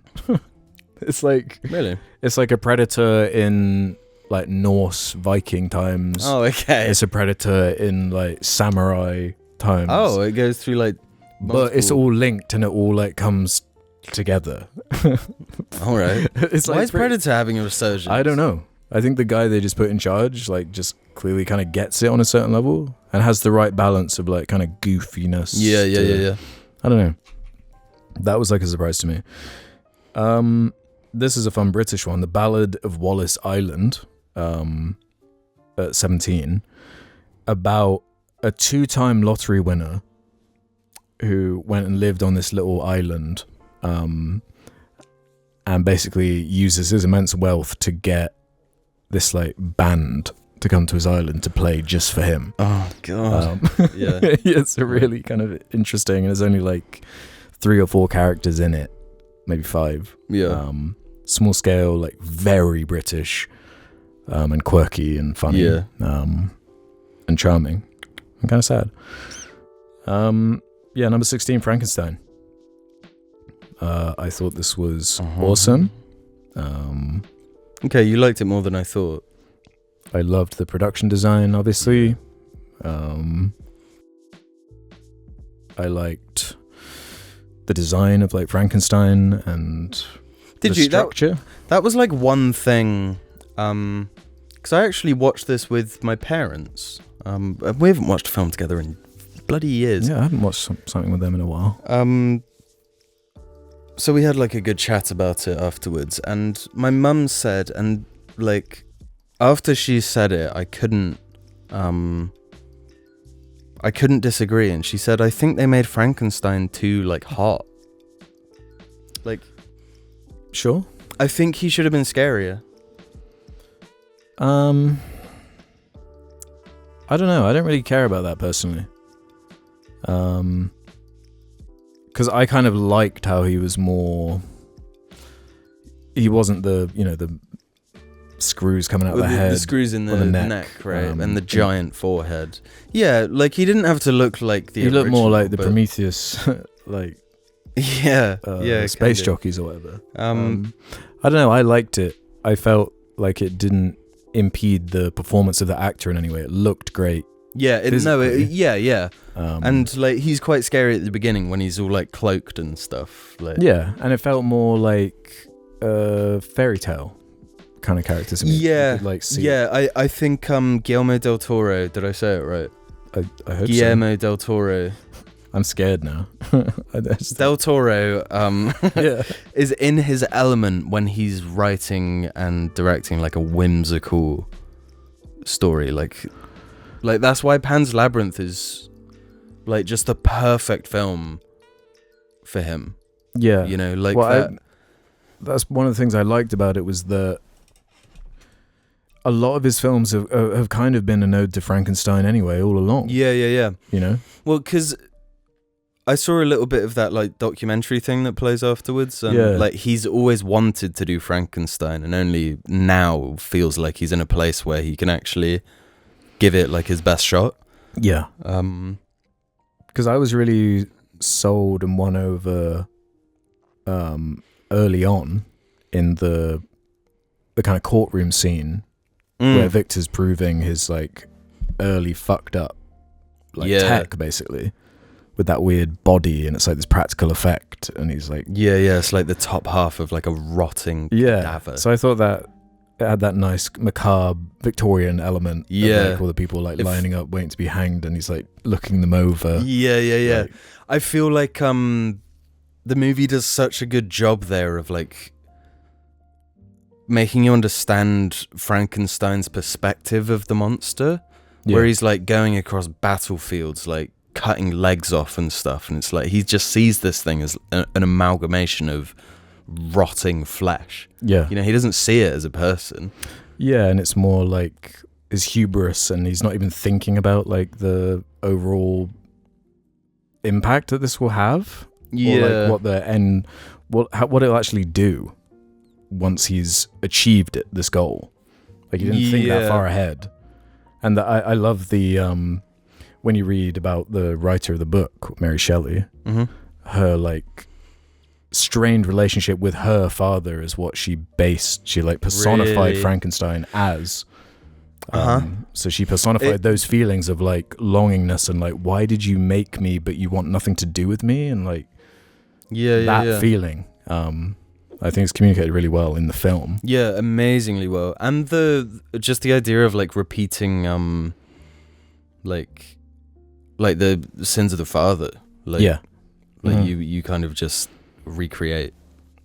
I also liked and I'm pretty sure it's the same in the book, the structure of the boat that's stuck in the ice, the Danish. It is. Having Mads Mikkelsen's brother, he's like the main boat dude. Is he? The captain or whatever. I know I recognized him. I'm not sure what else he's been in, but I didn't know he's his brother. I like they were able to speak Danish as well. They didn't do the like we're Danish but we're all speaking English to each other. That was cool. I love Oscar Isaac, like in everything I've ever seen him in, and this is no exception. Mia Goth I thought was really good as well. It was like he's got this like, he thinks that she should like him more. Yes. And you got some good humor with that in like in church or whatever. That early stuff is really quite charming, and it's that whimsy, the kind of stuff I would have thought, like if I'd been told that those scenes were in the movie, I'd be like, in Frankenstein, that sounds fucking boring. But like in the execution, it's really cool. Yeah, I liked it a lot. So yeah, nice one. Yeah, awesome film. 15 is Caught Stealing. Another bomb, but a good-ass film. By Darren Aronofsky. I think I mentioned Requiem for a Dream earlier. Yeah. He did the orb thing as well, didn't he? Oh, the sphere, yeah. Yeah. Yeah, what's it called? Like, something of a postcard. Yeah, whatever. Yeah, good, just kind of like drama. Austin Butler is like the lead character. He's like this, he was gonna be a baseball player, but he was in like a horrible car crash, and he's just got this completely different trajectory. And he gets, in like a Coen Brothers kind of way, it's just like wrong place, wrong time, and it's just pulled into this Matt Smith crime mess. And all these like different factions are like coming in, and it's I think I saw a trailer for it. Brutal and fucked up, too brutal for some people, like tonally, but I liked where it went. I'd recommend that, especially because it fucking bombed and no one saw it. Yeah. Wes Anderson's The Phoenician Scheme at number 14. I like Wes when he's on fire. I thought Benicio del Toro. is really funny in it. Mm. I don't know, like It's Michael Cera in it. yeah, he might be the best character actually. Is he? He's like this Norwegian. Is he a pilot? No, he's like an expert on insects. Oh, okay. So he's got these like giant stick insects in his hand, and yeah. No, it's funny. Like, I feel like we don't really get like amazing comedies anymore unless they're packaged in this kind of way, or like in like One Battle After Another or something. Like they'll hide some humor, or like satirical elements. 13, Eddington, Ari Aster's latest, quite divisive. Lots of people don't like it, but I found it to be quite a trend that starts appearing in my top 10 or around this point are these films that are encapsulating the 2020s as far as like misinformation, conspiracy theories, like wealth gaps and divides and this kind of thing being represented in some way, and Eddington does that very well. A neo-Western set during COVID. Crazy idea. I think it pays off. I've seen it twice. Definitely not for everyone though. Number 12, Bring Her Back, the Raka YouTuber Aussie dudes, their latest horror movie. You didn't see Talk to Me, did you? I don't think so. With the horror movie with the like hand that you hold. No. And it, yeah. No, I didn't. Like a haunted hand.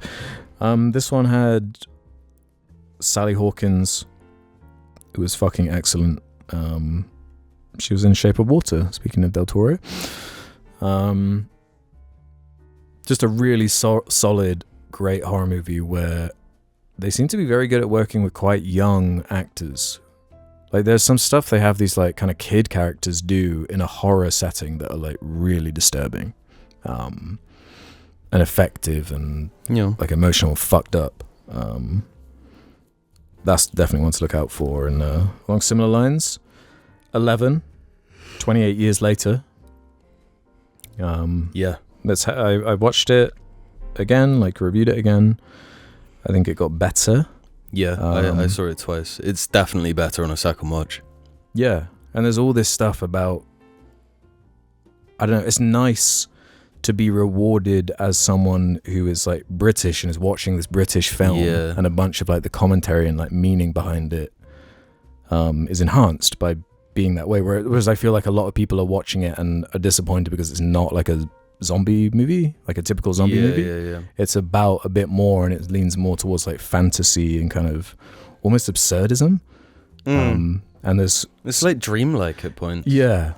And like rewatching it and noticing the way like St. George flag is used, and there's a lot of cleverness in it.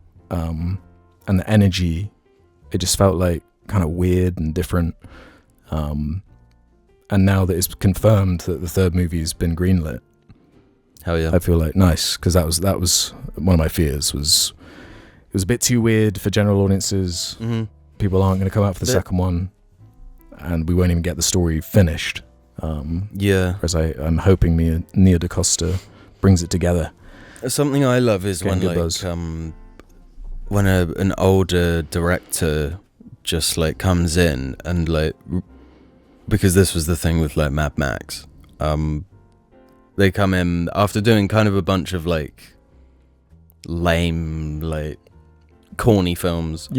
Comes back and just makes like a daring, energetic, like it's like he's 20 years old or something. It's got that like Train Spotting energy, like you can feel that. Like there's these weird camera rigs, these like editing choices, and like the young father's music is fucking awesome in it. So weird and different. It's super like frenetic, and I got really engaged, and it's almost like two movies in one, with it being like two excursions from like the safe space. Well, I like seeing it as the father's perspective and the mother's perspective than the son's perspective. I don't know. There's lots going on with that movie. I think people are kind of hand waving it in certain ways. I also love the choice of like accents. Yes. That it's not just I love like it being set up north and yeah, it's not like Britannia fucking BBC. and like we've already done London. You know, we did London in the first and second one. Yeah. So. But even in that one, like he's full on Irish accent, right? Cillian Murphy. It's not like BBC English. I can't remember. Yeah, I'm pretty sure he's just like an Irish guy in London. Yeah. Can't remember his accent. Maybe I'm wrong. Yeah, I can't remember, but yeah. And it's got Northern military man, fucking Doctor Who. Oh yeah. And Mad Eye Moody, who's Irish. Yeah. Let's go. So now we're in the top 10. Number 10. It's got to be Superman, bro. Kind of surprising for me. I love the journey I've gone on with this movie. Dude, it's so fucking good. It's such a fucking good movie. But this is like, I don't know if a superhero movie culturally has like needed to exist quite like this before. Maybe in different ways. Like, I feel like The Dark Knight sums up that time period very well. Yes. It feels like it's like a response to like 9/11 and all this kind of weird like angst to it going into the 2010s or like late 2000s, where this is like, it's corny, but it's like about hope and like being better. I love he's a living symbol, but like he himself isn't. Yeah, like the point is that like his revelation in the movie is that he's not, you know. Yeah, he is like just a guy, and he's a guy established in like the argument scene. Like he's got this like childlike view of the world, and it's like, I just want to do good. I have all this power that he's an optimist. Do good with. So that's what like is the foundational motivation for every action. Yeah, and I don't know. I was kind of. We've been told for so long that like you can't do that, like it doesn't work, and now it's like it's too Boy Scouty, it's too corny. It's like why is it unrealistic to like what to be a good guy? Like to want to do the right thing. I think that's what made it succeed, was like, not only are we not going to shy away from that, but we're going to fucking double down on that, triple down. The squirrel. When I saw the squirrel, I was like, that's the closest I've been to like chicken jockey throwing my popcorn. I was like, they did it. He's done it. Fucking James Gunn. The gun don't miss. Yeah. And that could have been included in the meme conversation, actually. Like just using those notes from the theme. And like or Starman. Yeah. Like Starman with Superman there. It's like, or of course, oh, I'm a cocksucker. Yes, I am. The meme of him like going, ah. Yeah. That's some good shit. It felt like it, like, I don't know, it put its fingers on the pulse of like culture in a certain way. For sure. I just feel like, because I was a James Gunn hater. I remember when early Guardians days. Yeah. I remember when James Gunn was like briefly fired from Disney. I was like, good. Get rid of his ass. It's good it happened for your sake, because you wouldn't have got this movie otherwise. Well, I mean, this was when he was fired for those tweets. Yeah, and then before Guardians 3. Yeah, then they brought him back. No, but I would argue you wouldn't get this movie without that happening. Really? Yeah, because remember in that interim he made the Suicide Squad. Did he? Yeah. That's when that came out? Yeah. Oh, wow. Which is also a fucking great film. Yeah. I love that film. Like, you managed to make those characters like work. But since Guardians 2, I was like, oh, I get it now. I was like Danny DeVito, you know, when he's crying. The Mary Poppins shit. Mary Poppins? Yeah. Oh, Guardians yeah, 2. shit, yeah. I'm Mary Poppins, y'all. He just, I don't know if it's like just emotional manipulation or like, to me it comes across as sincerity. Yeah, I think it's like emotional honesty. Yeah. Like and then it's not afraid to do that. It doesn't do the like, oh, just undercut it with a gag. Like, there are instances of that, but it's usually like within a comedic scene anyway, though. Yeah, but he also has a willingness to like take shit to like a darker space. Yeah. So then And, it like, feels like have- there's stakes or consequence. Yeah, there's consequence, but also there is still the whimsy of it's fucking Superman, you know? He's not fucking aura farming after like terrorists attacking. I would argue he is aura farming though, in the way you want though. I think that shot of him coming up from the app. Yeah, after he's caught the like dust. the skyscraper. That's fucking aura next level. That would, to me was like, is this what people feel like when they're in like church or whatever? yeah, for sure. That's exactly what I was feeling. I remember like the chills.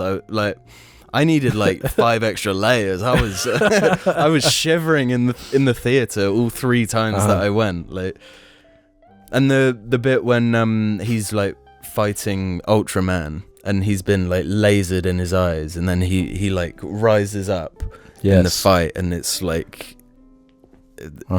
it's so fucking cool. Well, I like the, when the guitar iteration of the theme comes in, and he's like spinning around, like shooting his laser eyes and shit. He's like, right, I'm done playing around now. The slow-mo punch with the tooth hitting the camera. It's like you just get it, man. Yeah, and all the dog shit.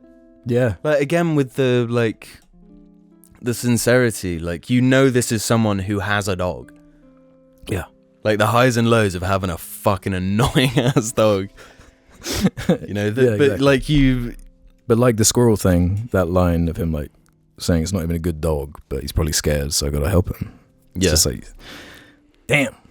So, like, a efficient, super efficient script. And Corin Sweat. Yeah. Just killed Perfect casting. Yeah. I'm blanking on her name, but Lois Lane. I can't, she is plucked from, like, the cartoon in my head. Like, they like... got chemistry, man. They got, like, a chemistry where it's like, I'm sorry that, like, you're married and shit. Yeah. Can you imagine being either of their partners? It's like... Yeah, the paranoia must be next level. Like, or just like all the behind the scenes videos and shit are just like, you're fucking. yeah It's crazy. Yeah, man. So but it works for the that. movie, so it's fine. Yeah. I was quite shocked by that, especially how much better I found it on a second watch. Yeah, and a third, I gotta say. That third watch hit different. But you farmed it now for a bit. You can watch it before the next one. Yeah, I mean, now that I've got like Wi-Fi and shit, I'll probably just buy it on Amazon and watch it a couple times a week. So we're nearly done here, don't worry. Number 9, Bugonia, Yorgos Lanthimos movie. Talking about these weird bugs. Bugs are included. A framing device is bugs. Bees. Okay. Bees are bugs. Because they make an analogy that, what the fuck is it called? It's called like hive sickness or something. It's like a condition that a beehive can get where they get like out of sync with the queen and they just start like killing themselves. It's like a weird like name for it. Okay. Some phenomena. And they were making a parallel with like humans, I guess. And putting a deranged conspiracy theorist who gets all of his news from his own sources up against a CEO of a like tech company that he's kidnapped. Oh. And there... Is this the Emma Stone one? Yeah. And Jesse Plemons. So that's usually a winning formula for me when you have like almost a bottle movie type thing. Just put these actors together. The script is good enough. They're just acting against each other. It's fucking awesome. Yeah, I need to see that. Yeah, that was a great one. Number 8 is Weapons. Horror movie. I saw a clip from that today that looks really fucking creepy and cool. It's really creepy, really cool. Holds up on rewatch. The structure of it is really interesting. Where like it's not like a 3-act structure, it's more like a 5-act thing. Where like the story switches perspective. Right. But it tells one continuous story. Yeah. Yeah, he's awesome. Yeah, so without spoiling anything, I love one. Really cool. This guy's doing a Resident Evil movie next year. What? And he apparently like loves the games and shit. So shit. Okay, it might finally fucking happen. Maybe it's time. Dude, because if you got that tone right, oh my god, it could be like funny and like creepy and fucking dude, can you imagine when they get to Resident Evil 4? How fucking awesome that would be. Yeah, since I played the remake of Resi 2, it's like how have films not been like made? I know, like a good film, because they can't get it, or they just don't get it. Like with the adaptations they've tried. What the? But he might be able to do it. If there's anyone I'm going to bet money on, it'll be him. So number 7 is the Steven Soderbergh film Black Bag, with Cate Blanchett and Michael Fassbender playing this like power couple, spy couple, set in London. All these British characters. Pierce Brosnan in there. Piers. The dude from Furiosa, who looks like Solid Snake. Oh yeah, he's one of the characters in it, and he's excellent. It's like super short, 90 minutes. Like the first scene is the hook of like there's a rat. Right. So it's just like the main character figuring out who the rat is for 90 minutes. It's super succinct, kind of satirical and funny. Bombed hard, no one gave a fuck about it. Yeah. But one you should check out because it was cool. This film I was describing to you earlier, I only watched this a few days ago. Number 6, I got It Was Just an Accident. How can I explain? I don't want to spoil anything because I feel like you should just watch this. It Was Just an Accident. It's called It Was Just an Accident. I'll just read what it says on Letterboxd. Vahid, an Azerbaijani auto mechanic, was once imprisoned by Iranian authorities. During his sentence, he was interrogated blindfolded. One day, a man named Ekbal enters his workshop. His prosthetic leg creaks, and Vahid thinks he recognizes one of his former torturers. Another succinct, clever, brilliantly put together drama, avoids melodrama, is like bitingly political in what it's saying, and just is a great story with a fucking amazing ending. I don't know, like, who would really have beef with this fucking film? Great stuff. Number 5, Sentimental Value, Norwegian film with Stellan Skarsgård and Elle Fanning, and a few others in there. It's about like Stellan Skarsgård is playing a kind of past his prime director who's trying to get his passion project script made. His Megalopolis. Kind of, yeah. But he's got this strained relationship with his daughters. And he's trying to like get this film made to kind of like... He's so like hyper focused on film. He's kind of been an absent father and like has fucked up his relationship with them. And he's trying to use his art to reconnect with them. And his daughter is an actor, and like he wrote the story with her in mind, but like she doesn't want to take part, and it's just a really great drama with clever commentary about the nature of art and the kind of creative process and what you almost like, you know, Whiplash, where the core conceit is like what you're willing to sacrifice. It sounds a bit Birdman-y as well. Kind of, but it's not. It's more like naturalistic, like real. They feel like real people. Yeah. Birdman's obviously exaggerated and like, it's very... it's like a straight up comedy, Birdman. Yeah. But yeah, it is, you know, it's about similar kind of themes anyway. That's a great drama.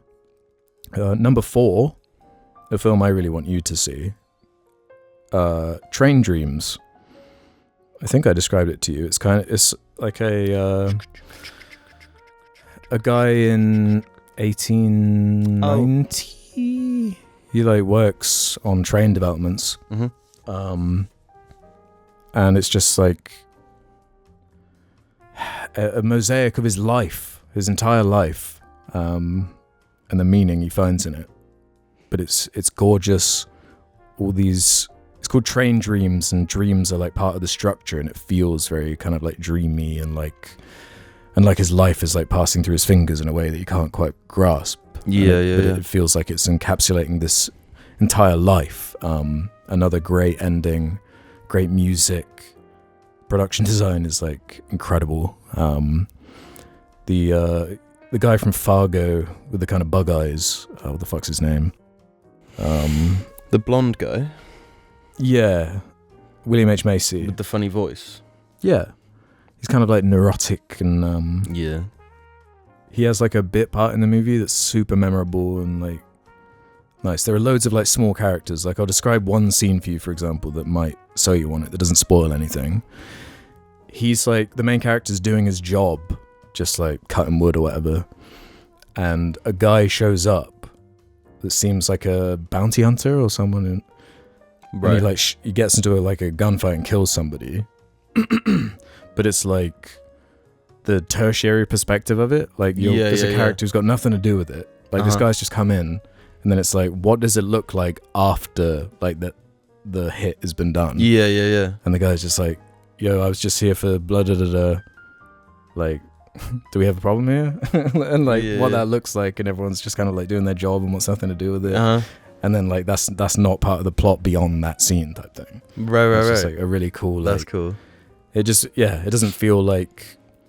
It's like slice of life. Yeah, or like a caricature of like there are mustache twirling villains. Everyone's kind of just like existing, and the main peril and threat of the world is the world. But the world is fucking horrifying. Yeah. Like, just scary. You know? Yeah, this sounds really cool. Yeah, I thought it was very, very cool. Number 3, Korean film, No Other Choice by Park Chan-wook. I'm trying to think what Park Chan-wook films you've seen. You've seen Old Boy? Yes. It's his latest. I'm not sure what else you've seen. You've seen The Handmaiden or no. I think it might be just Old Boy. Yeah. I don't know. I might like this more than Old Boy. Wow. Really? I fucking love Old Boy. I think it might be like his like masterpiece type thing. His magnum opus. I think it genuinely might be that good. It's so clever. Going back to this thing I was saying about films addressing like AI and wealth disparity and like automation. Yeah. Just people who are being drawn to each other's throats, even though they're all like the same person or have the same situation, really. Yeah. Like the infighting and stuff like that. But it's it's about a dude in the awful job market in Korea at the moment. He like works for a paper company, like office style. He's like obsessed with paper. Can't get a new job after he's laid off, so he decides to set up a fake paper company. So all of the people he'd be competing with in applying to other paper companies try to apply to his fake one, so he can get their names and kill them. so then you can just sleepwalk into a job and not have any competition. Yeah. And like where it goes from there. That's awesome. Amazing hook, fantastic execution, so funny, so fucked up, like, and just like meticulously put together in a way where it's like it doesn't even make sense that it's in the same medium as like Snow White. You know? Yeah. It's like it's just so. Is it one of so those beyond films? One of those films where like after you watch it, you're like, how? Yeah. How did they do this? Yes. Yeah, it's quite incredible. And number 2, you've seen number 1. Number 2 is One Battle After Another. I thought that was going to be your number 1. Rewatched it a few weeks ago, and it kind of cemented. Yeah. Yeah, I need to watch this it. Shit crazy. I've seen a few little clips. One of the funnier films of the year. Is the whole thing like a comedy? It's kind of like a dark comedy satire tone. Pissed Off Ben Shapiro. Which is always good. Yeah. That's like, so did Superman. It's like a sign of like, it's connecting with the culture. It's pissing off Ben Shapiro. Yeah. Everyone's amazing in it. Even though it's like 3 hours long, you don't feel it at all. Yeah. has an action sequence so simple but original and effective. That's just like such a great way to end the movie, and it has one of the best villains of the year. Yeah, I've seen a few clips of him. Yeah. He's got some like... Do you like black women? Oh, Sean Penn is crazy in that film. He's like unhinged, that haircut, like... Yeah. He's so intense and like insecure. Yeah, like, yeah. I'm not gay. yeah. That scene is fucking brilliant, yeah. And the context of like why he's there and what he's doing is just like, and the Christmas adventurers and everything. It's like... I'm not a homosexual. It's quite brilliant, yeah. And number one, to wrap this shit up, War of the Worlds. War of the Worlds. That was this year. War of the Worlds. Yes, that came out this year. Yo. No, because I opened, when I turn my projector on, it's got that home screen of just like random shit that's just released. I saw on one of the widgets was like a close up of Ice Cube, and it said like War of the Worlds out now. And I was like, what the fuck? I've not heard of this. I like War of the Worlds, the story. What's Ice Cube got to do with this? Is this like a weird documentary or something? Yeah. And then you go on it and you witness the best comedy ever. It's so good. It's the best comedy of the year. Yeah, it's so good. It's like we just put it on as a whim. Yeah. Like, because that was funny, because I showed you Keone Scotsy. Yeah, yeah, and then we watched War of the Worlds. Yeah. It's like it was two totally different masterpieces. Yeah. It's the complete inverse of each other, yeah. Yeah. Where one is like, where you're like intellectually stimulated, and you're like, whoa, this is saying so much. Yeah, about and the you're world, like, yeah, it's not saying a single thing, but there's it no says words spoken. everything. Yeah, it lets you feel like you're like a cartographer, like searching uncharted lands, and then that's War of the Worlds. I don't know how to describe. It's so fucking true. Yeah. Oh my god, what a fucking film! Because and it's unique that it's equally as funny by yourself. Because I watched it for the first time by myself. I like recorded my reaction to it. Yeah. And I thought, I know everything that happens. Like showing it to you, it's going to be funny for your reaction, but nah. It's like the comedic timing is like so unintentionally perfect. Yeah. That it makes for like, and there's just so many questions like, why the fuck does this exist? Why did they release this shit? Like, yeah. If I was Ice Cube, I would have paid for them to not release it. But all the big names in it as well makes it extra funny. Yeah. Like Eva Longoria being in there, Clark Gregg from like the Avengers and shit. It's just randomly. Yeah. Him being in it is the cherry on top. And he's always like sweating just on like Zoom. It's like, what? And the fact that like all this shit's going on and they like FaceTime. Like, after they show like all the satellites on Earth like being destroyed and there's no networks anymore. It's so fucking good. The like they thought they were cooking by like modernizing the plot. I won't spoil anything. They're eating data. Yeah. They're feeding off the data. Like saving the day by like ordering a USB stick off Amazon. Yeah. Like, the delivery driver is like a main character.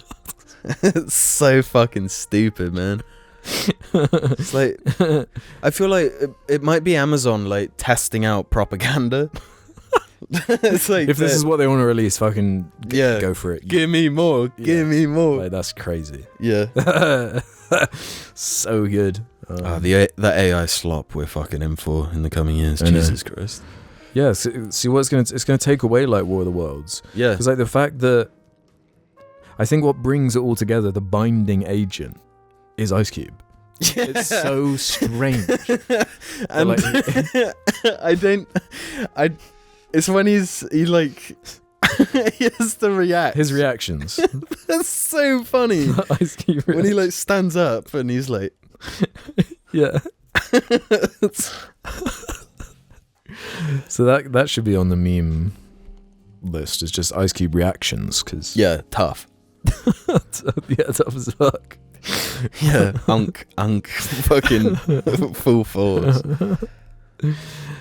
So yeah, Man. I've still got like some big things to see, like award season stuff. But I feel like it's a decent list for now. It's a very healthy list. Yeah, I got a nice range of like countries and types of story and stuff. So that's well cool. done. So I guess as we wind down this, so I guess we won't shift to the question segment and stuff like that. Is there anything else? Did you watch like anything else that wasn't from this year? Did you watched? Oh no, you didn't actually watch it yet. You borrowed a couple of. Yeah. I haven't got around to it yet.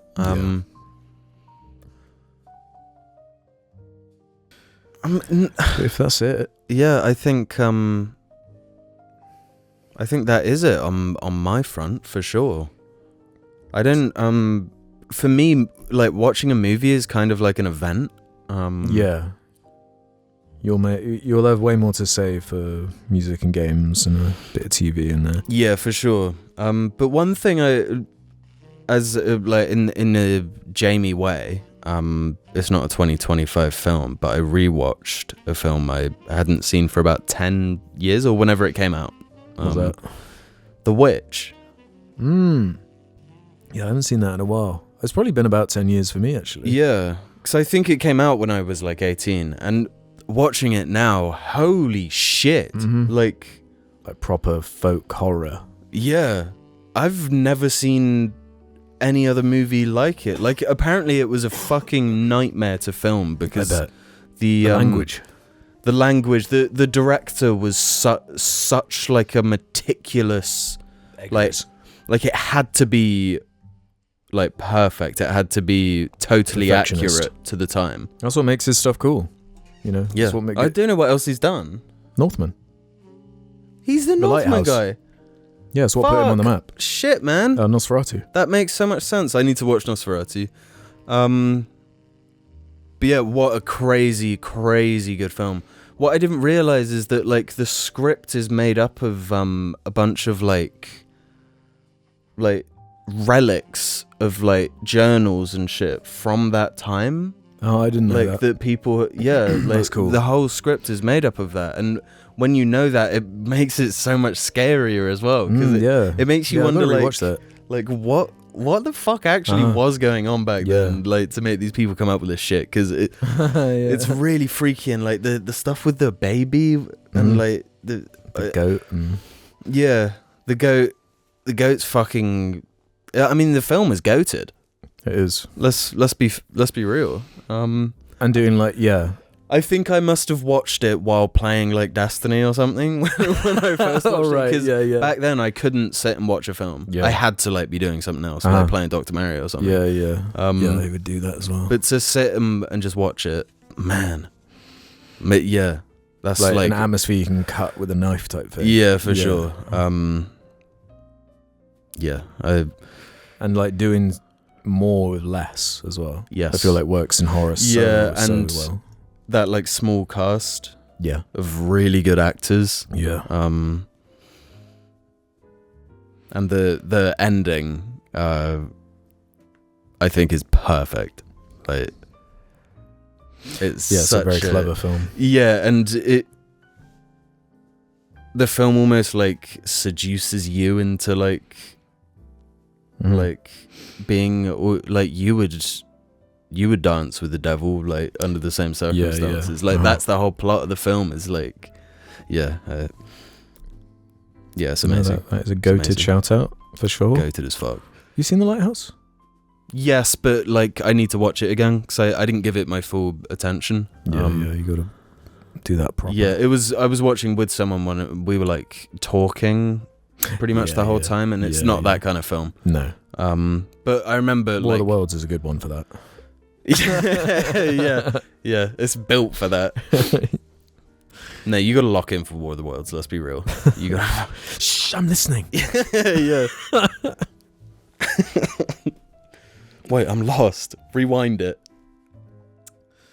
So I guess we'll cap this episode off here.